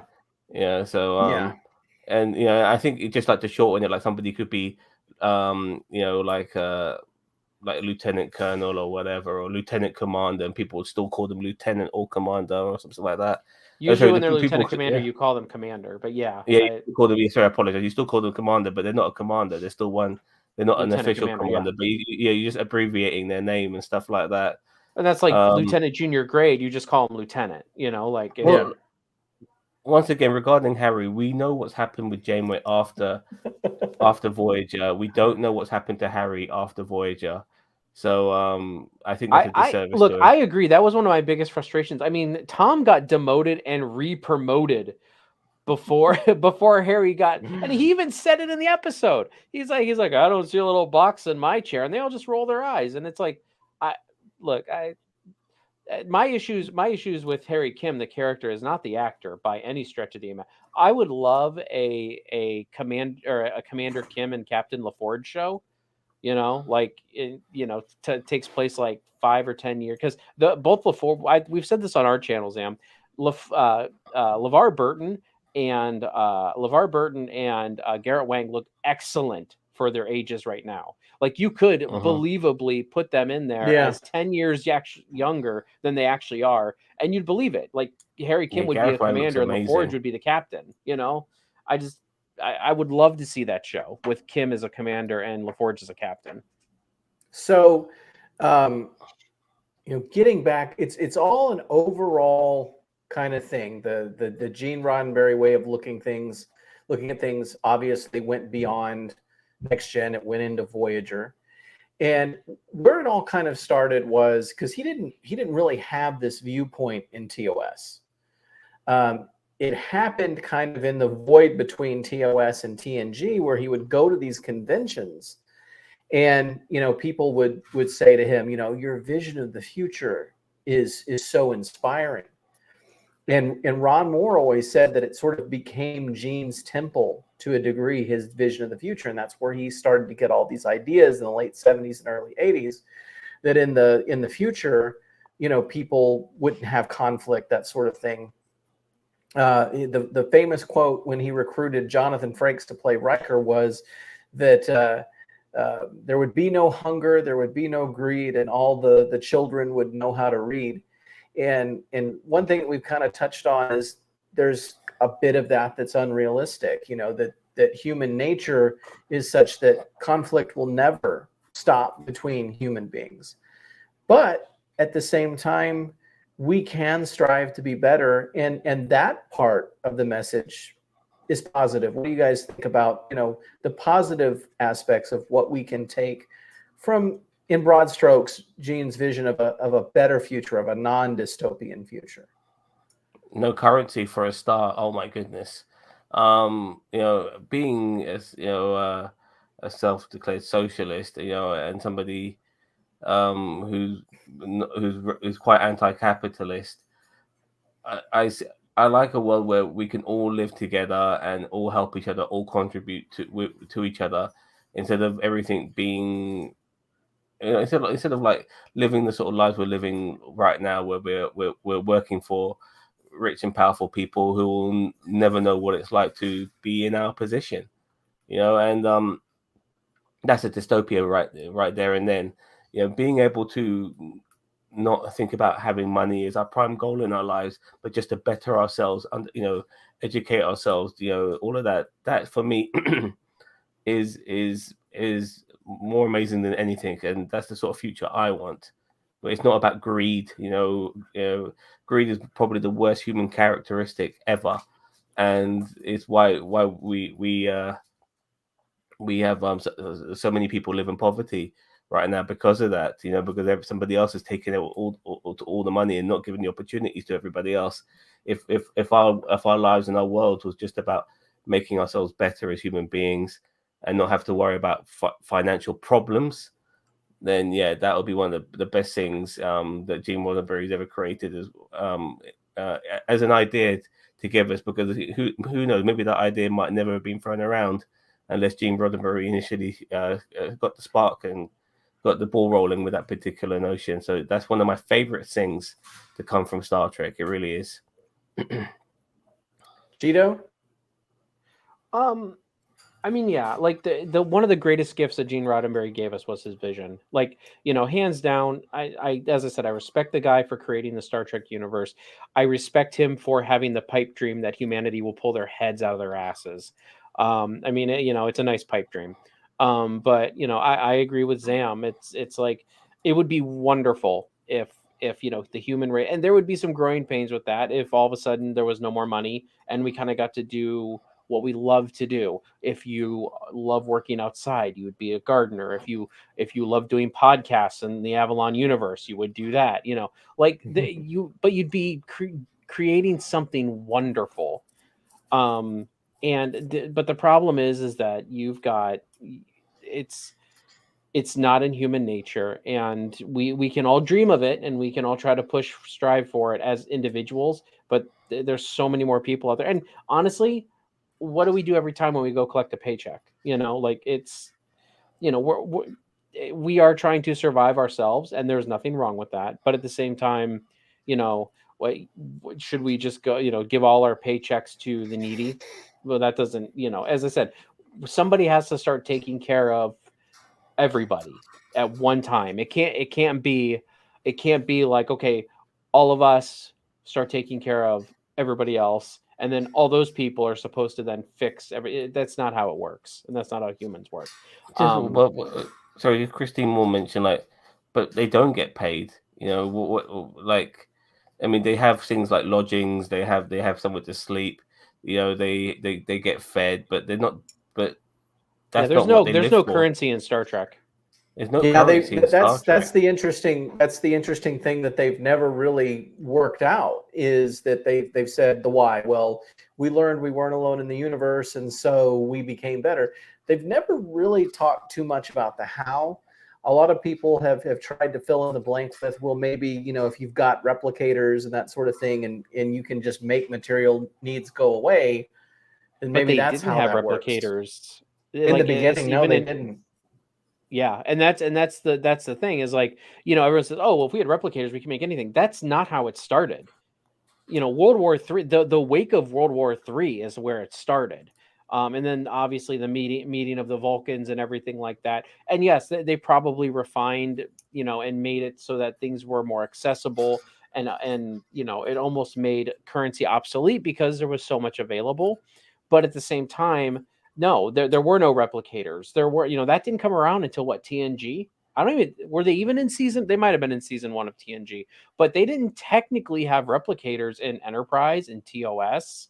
And I mean, they had food synthesizers, but I mean, that's not like, hey, I want to go and replicate a fleshlight, like, I mean, you can't do that, because if they had worked out the how, it's something we could actually apply to society. Some of these comments just I don't understand. Like, what about handmade goods or other things that can't be replicated, and the replica that have limits? They have to be paid, but they don't. No one's spending any money. How do people get? I mean, this is obviously a fictional future. So yeah, and I want to make never sure really completely worked out how that works. And it's been inconsistent. It's just fictional, Scotty, Christina. you just earned your pay for the week. Maybe he was joking, but and it's a thing where I think that you can look at some aspects of it and say, okay, you're never going to get to a situation where you have 100% literacy. That was one of the things he said. All the children will know how to read, but you could also you could statistically increase literacy. You could statistically reduce poverty. You're never going to get rid of those things, but you can work for a better future in broad strokes. You can do that. The interesting thing, something else that was brought up, was about Roddenberry personally, that people talked about, that he was kind of catting around, that he had very bad personal habits, and I've always kind of referred to it as Star Trek is a diet book with a fat man on the cover, where it's like if you were to go find a diet book and the guy on the cover is a fat man, well, it's like either the diet doesn't work or he expects you to try it. He doesn't want to try the diet. And so it's like, Gene Roddenberry would pitch all these things about altruism and no money and blah, blah, blah. But then he would, allegedly screw Alexander Courage out of the royalties for the theme song. So he had these ideas, but he didn't even really hold to them himself, which is an interesting aspect.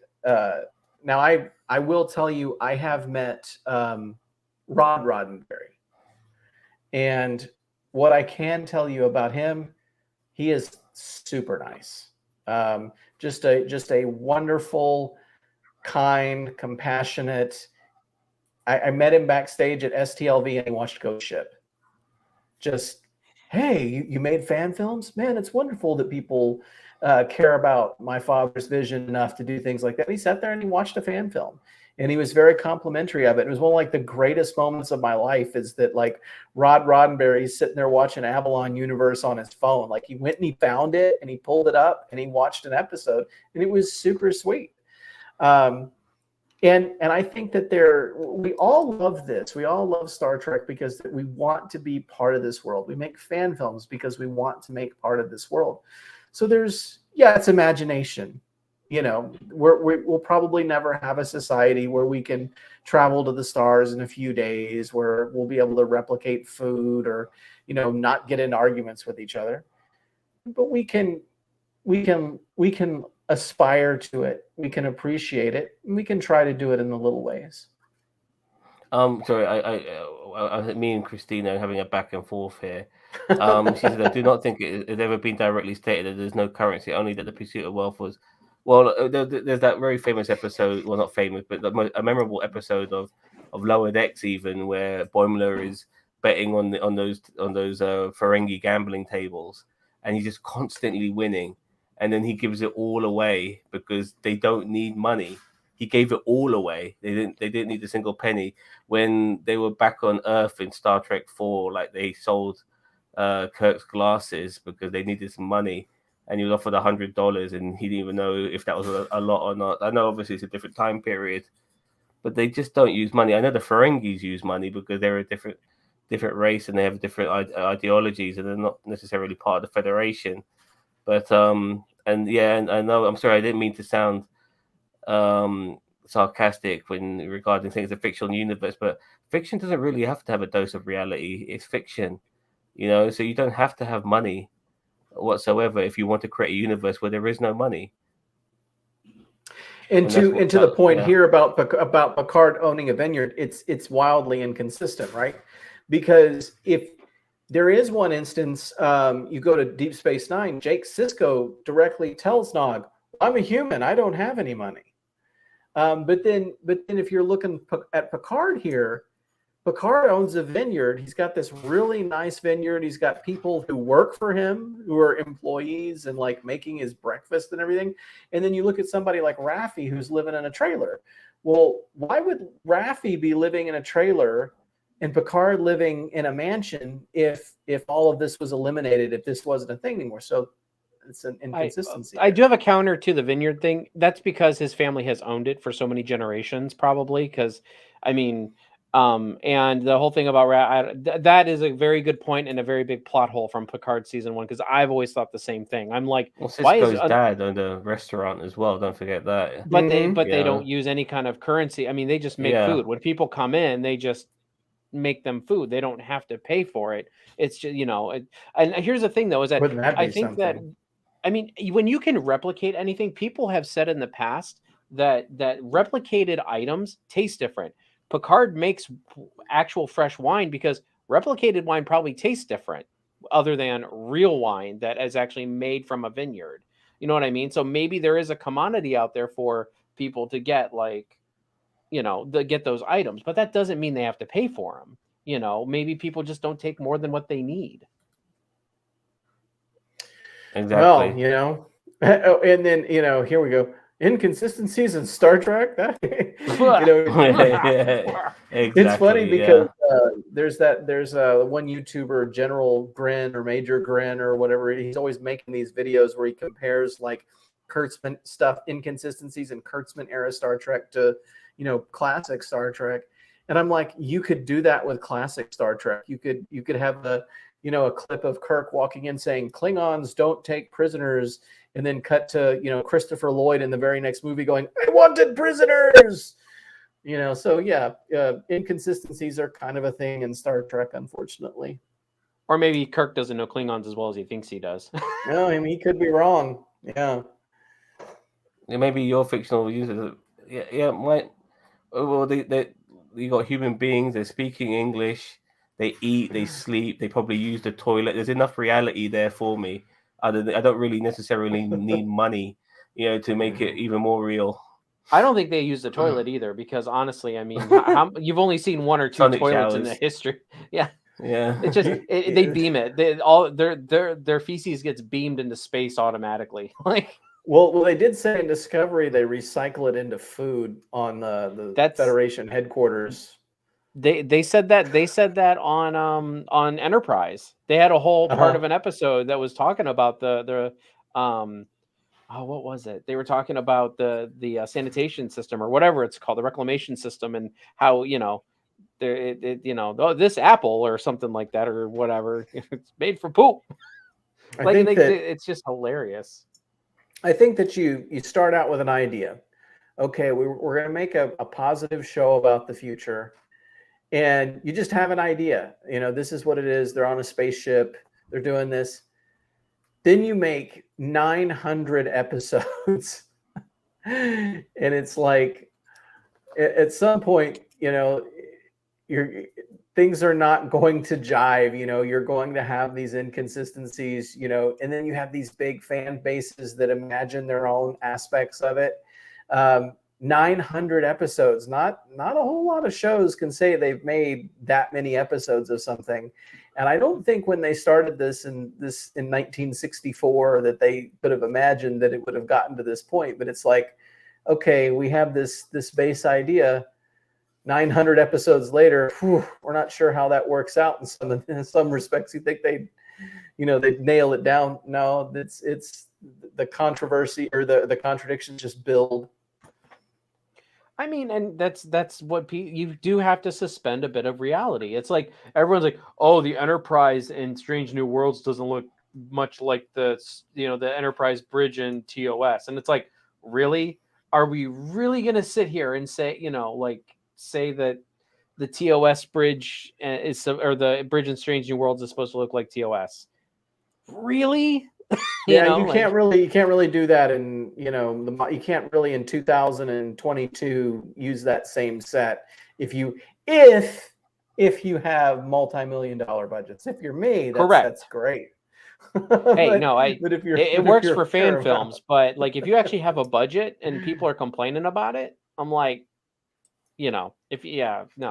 Fan films are fine. As I said, it's because I mean you work with what you got and fantastic sets, especially the Avalon universe and all those done it. We're very lucky.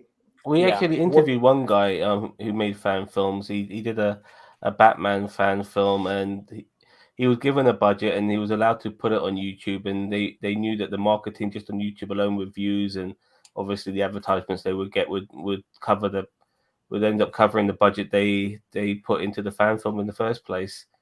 And I think they ended up getting millions of views because they were quite popular anyway. So they were guaranteed, the channel was quite a popular channel, so they were guaranteed to get lots of people watching their stuff. So it was just it just opened my eyes up to a world of fan filmmaking that I wasn't necessarily familiar with. The studio. I think Sony. You remember that fan film I'm talking about, Cheetah? We actually spoke to the guy. He made that Batman fan film, which then it was like what's the terminology? But it was a bait and switch.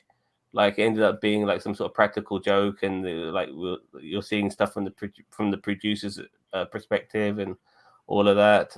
Are you sure I was there? I don't remember. I'm sure you were there. I'm sure you're there. But we've reviewed so many bloody fan films now that it probably got lost in the mix. But we did speak to the filmmaker afterwards.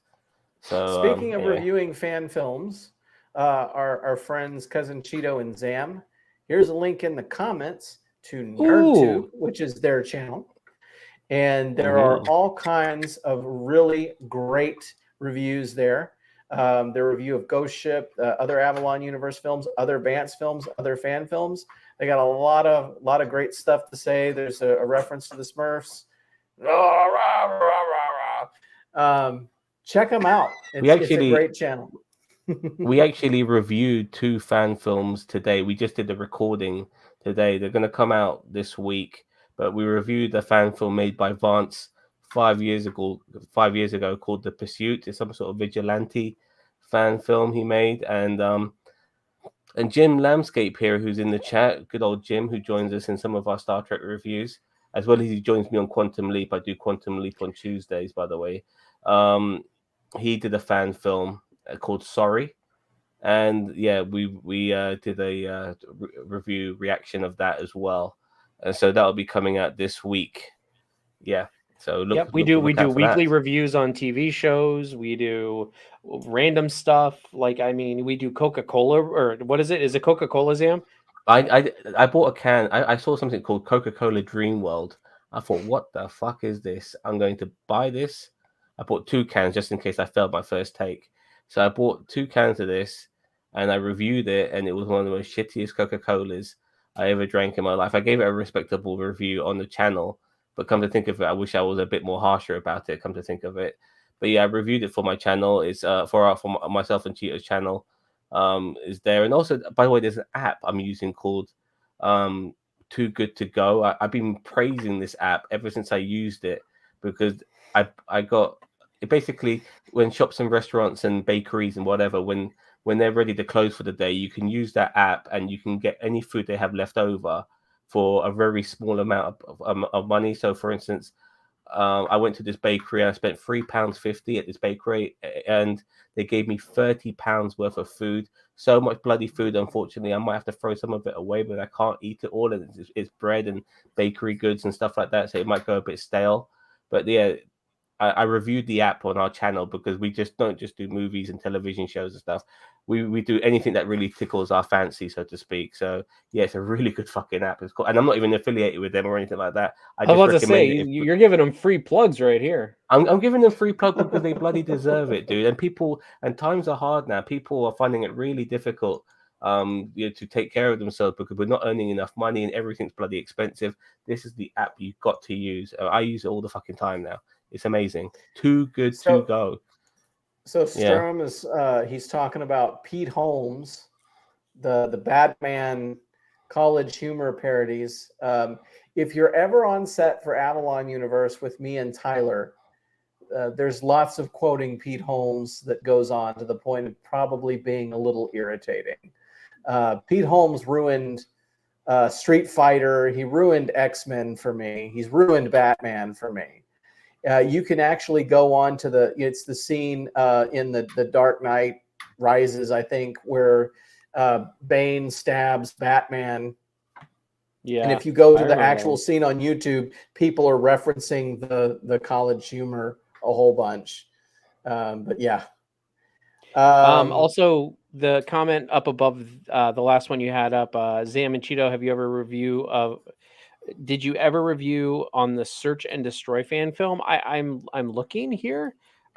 What kind of fan film is it? I have a Strontium Is it Star Wars? Dog?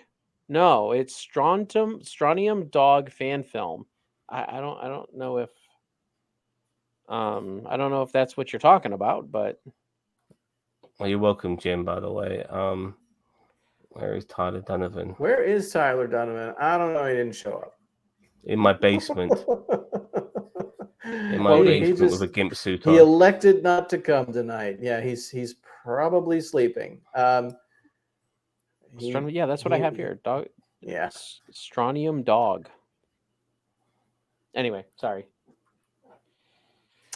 Well, yeah, we reviewed a lot of fan films: Star Trek, Star Wars, Indiana Jones. Even was that action film one you did with Tyler? Oh, Hard to Kill.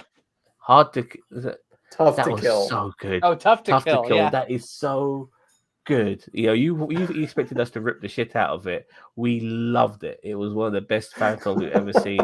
It was amazing. It was really good. We did some horror. Last month was the horror month of Halloween, so we did some horror fan films and stuff like that. All the Scream ones are all the fucking same, with some girl picking up the phone and some dickhead going, "Hello, Sydney," and all that sort of shit. You eventually know after 5 minutes she's going to get stabbed to death. But yeah, we do it all. A crossover episode. I guess it depends on what you mean by crossover episode. I mean, I could do a cross-dressing episode if you really want me to. I mean, me too. Yeah. I mean, I go both ways, so I'm willing to cross over anything. You know what I mean? So I guess our final takeaway. We're coming up on just under 2 hours here with the whole shooting match. There's a lot that's probably pie in the sky, that is probably a pipe dream about Gene Roddenberry's vision in the future, but there are good things that we can take away from it too. It's also a matter of it gave us this franchise that we love so much that we're here making fan films of 60 years later. So, and one thing that I am going to bring up maybe in a future live stream when we're talking about Avalon, when we talk about Crisis on Infinite Excaliburs, is it's very kind of gimmicky story, this whole multiverse thing. And it came into my head as a gimmicky thing, but, reflecting back on another Gene Roddenberry story, there's an episode in the 3rd season of TNG called Deja Q, where Q is made human for an episode. And the original concept for it was that Q was taking the crew on this wild goose chase.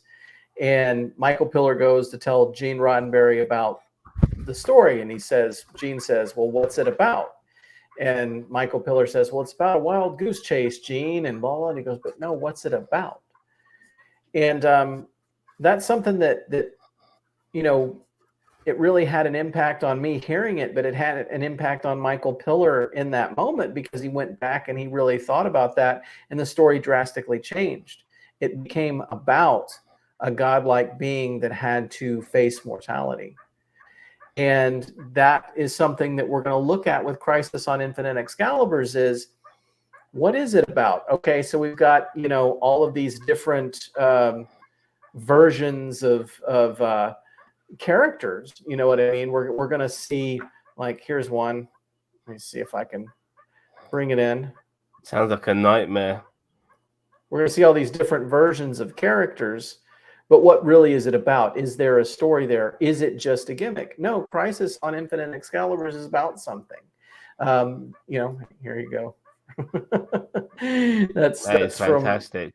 That's from last weekend's shoot where, you know, you got Tyler playing this Elvis character, but he's, you know, being Marty McFly, you know. And I think Back to the Future 3, yeah, I see it. Back to the Future 3, but and they even make a Rick and Morty reference in the dialogue here. But it's not just a gimmick. It's not, the film itself is not just about this gimmick of seeing all these doppelgangers and how they work together. It has a story. It is about something. And it's about how seeing all of these different versions of yourself affects you. How does it change you as a character? And so there is a story there that we're gonna explore. Eric Bayer, by the way, Eric Bayer absolutely nailed it, because even though people were comparing him to Elvis, I was thinking to myself, no, he looks like somebody else, and I couldn't nail it. And Eric Bayer has just nailed it for me. Roy fucking Orbison. Thank you very much, Eric. That's exactly who he looks like. But he drove all night to get to me. Yes, he did. You know what I mean? Yes, he did. Nice one. Would I like to do a crossover episode between different eras of Star Trek or other sci-fi series? We are doing that. That's what we're talking about with Crisis on Infinite Excaliburs. That's going to be coming out hopefully next year from Avalon Universe, and you know that's what we're going to have. We're going to have people from the Orville. We're going to have characters from Babylon 5. You're going to see Galaxy Quest. It's going to be a big time crossover sci-fi fan film. But it's about something. So stay tuned here for more information on that. Oh, we've got Roy Ivy here. Thanks for coming, Roy. But Batman Otherworlds is, sorry. Yeah, go ahead, Zam. I'm just reading this out. Batman Otherworld is that film directed by Lance Kawas, director of photography, Dylan Sides, April Fool joke. Oh yes. Yeah. That's the one. That's the one we reviewed. It was Sorry, it just triggered the memory now. That was the one, and we spoke to the filmmakers afterwards, and the fact that Sony gave, or was it Sony or somebody gave them a budget to do that, and it was never going to come out in cinema, of course, just to come out on YouTube, and they were going to make their money back quite easily. Yes. Oh, I had something here, but I don't have time to put it up.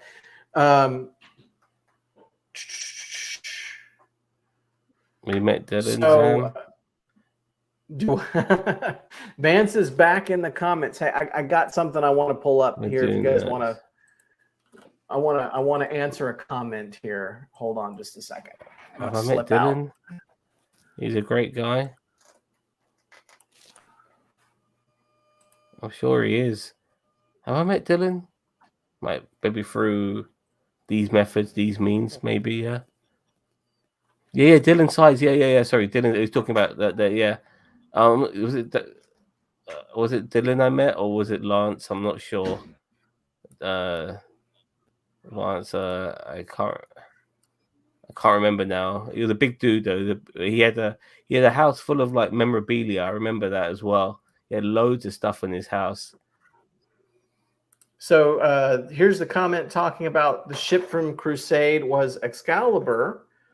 Let me pull up something here. Yeah. Yep. We are absolutely doing that.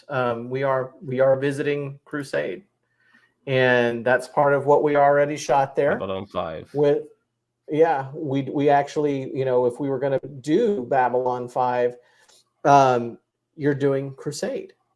You know what I mean? Because if you're doing Crisis on Infinite Excaliburs and you're doing Babylon 5, well, the Excalibur from Babylon 5 is the Excalibur from Crusade. So that's actually literally where we went with it.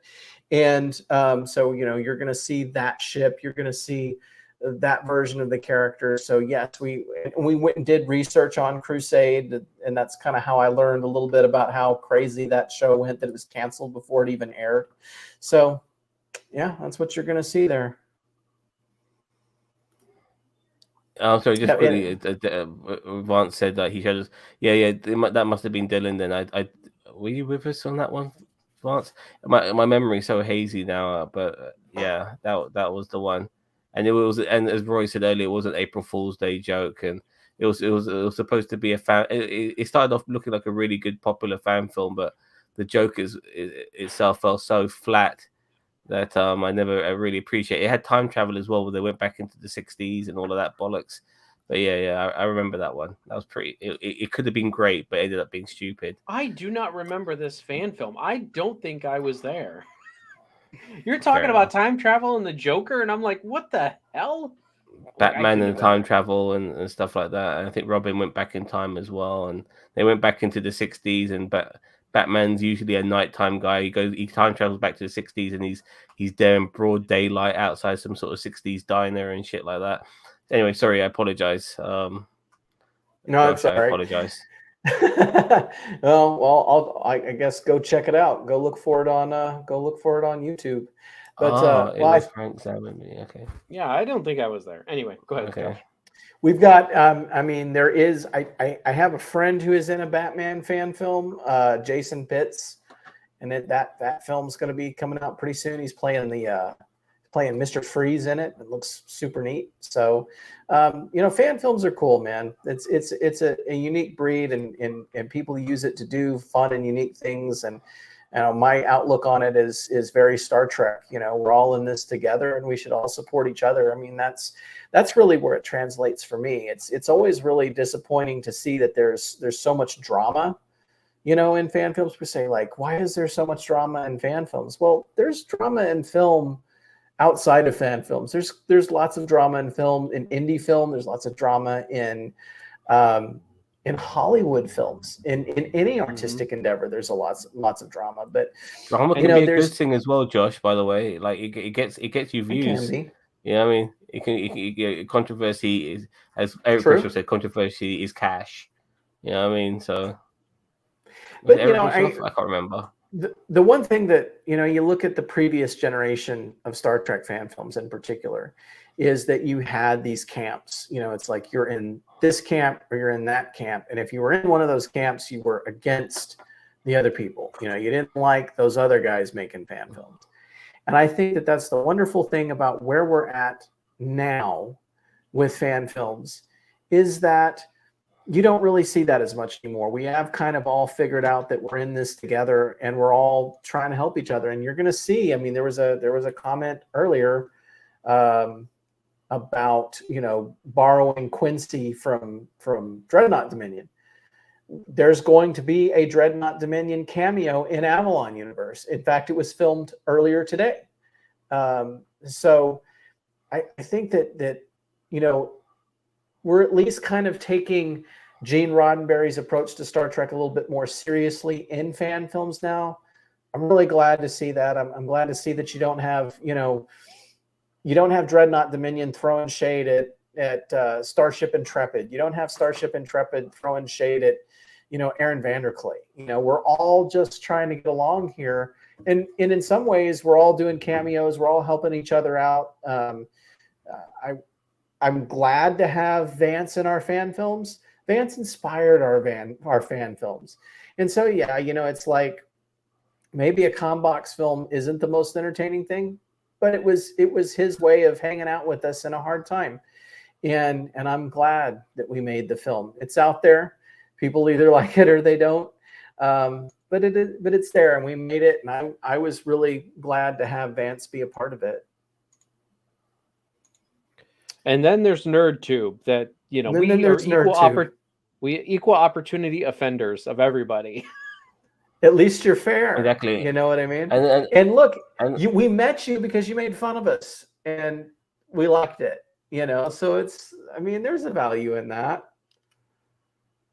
and I'm very fortunate now, thanks to Vance, and also to Jim as well. If he ever finally gets it made, because he's obviously having an issue which is beyond his control a little bit. But I've been in fan films myself now, you know, and so and I'm very like self-aware that I have to give a performance, you know, like I have to really try, but I can't be the one bitching and complaining about people being shit performing and then give a shit performance myself. I'm just going to come across as a hypocrite, you know. So I made sure I gave it everything I can, considering that one I did with Vance was my first one, and yeah, I can't wait. I'm actually looking forward to doing more. As I said to you earlier, I only want to play bad guys or the voice of a computer with an Indian accent. That's my two things I want to do so badly.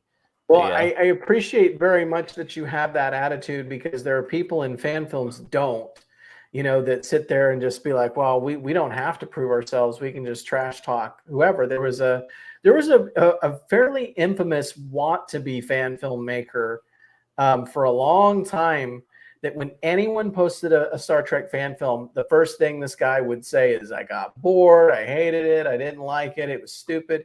Everybody was he was driving everybody crazy, and he was always talking about how he was going to make fan films, and he never did. So it's like, I very much appreciate that you want to walk the walk there, Zam. That's very cool. Yeah, for sure. It was great fun as well. I love being part of this universe and being involved in any capacity whatsoever. It's just a shame that I'm across the pond, and I have a very limited wardrobe when it comes to being in Star Trek. Hence why I also want to be the villain, because I don't have to wear a Star Trek uniform, and hence why I want to be the voice of the computer, because I don't have to wear a Star Trek uniform. Yeah. Well, I think we can accommodate you in that regard. So no yeah, problems exactly. there. Yeah. So I mean, Zam's my evil computer. I mean, when my computer's all set up, I mean, it's Zam's voice. Yeah. So. Well, I got to go put my kids in bed. So I want to thank our friends from NerdTube from joining us. Go check out their channel. Thanks to Vance for being here. Thanks to all of you who joined us and listened to us blather on for 2 hours, who watched our film. We really appreciate your support and everything you give to us. I'm going to leave you with something positive from Gene Roddenberry. Star Trek was an attempt to say that humanity will reach maturity and wisdom on the day that it begins not just to tolerate, but take special delight in the differences and ideas and differences in life forms. It's hard, you know, we're always going to find things to disagree about, but we can try to appreciate the differences in each other. You know, I think that the free exchange of contradictory ideas may not simply be an important part of civilization. I think it is civilization. So with that, I'm going to leave you with something positive, and thanks for joining us, everybody.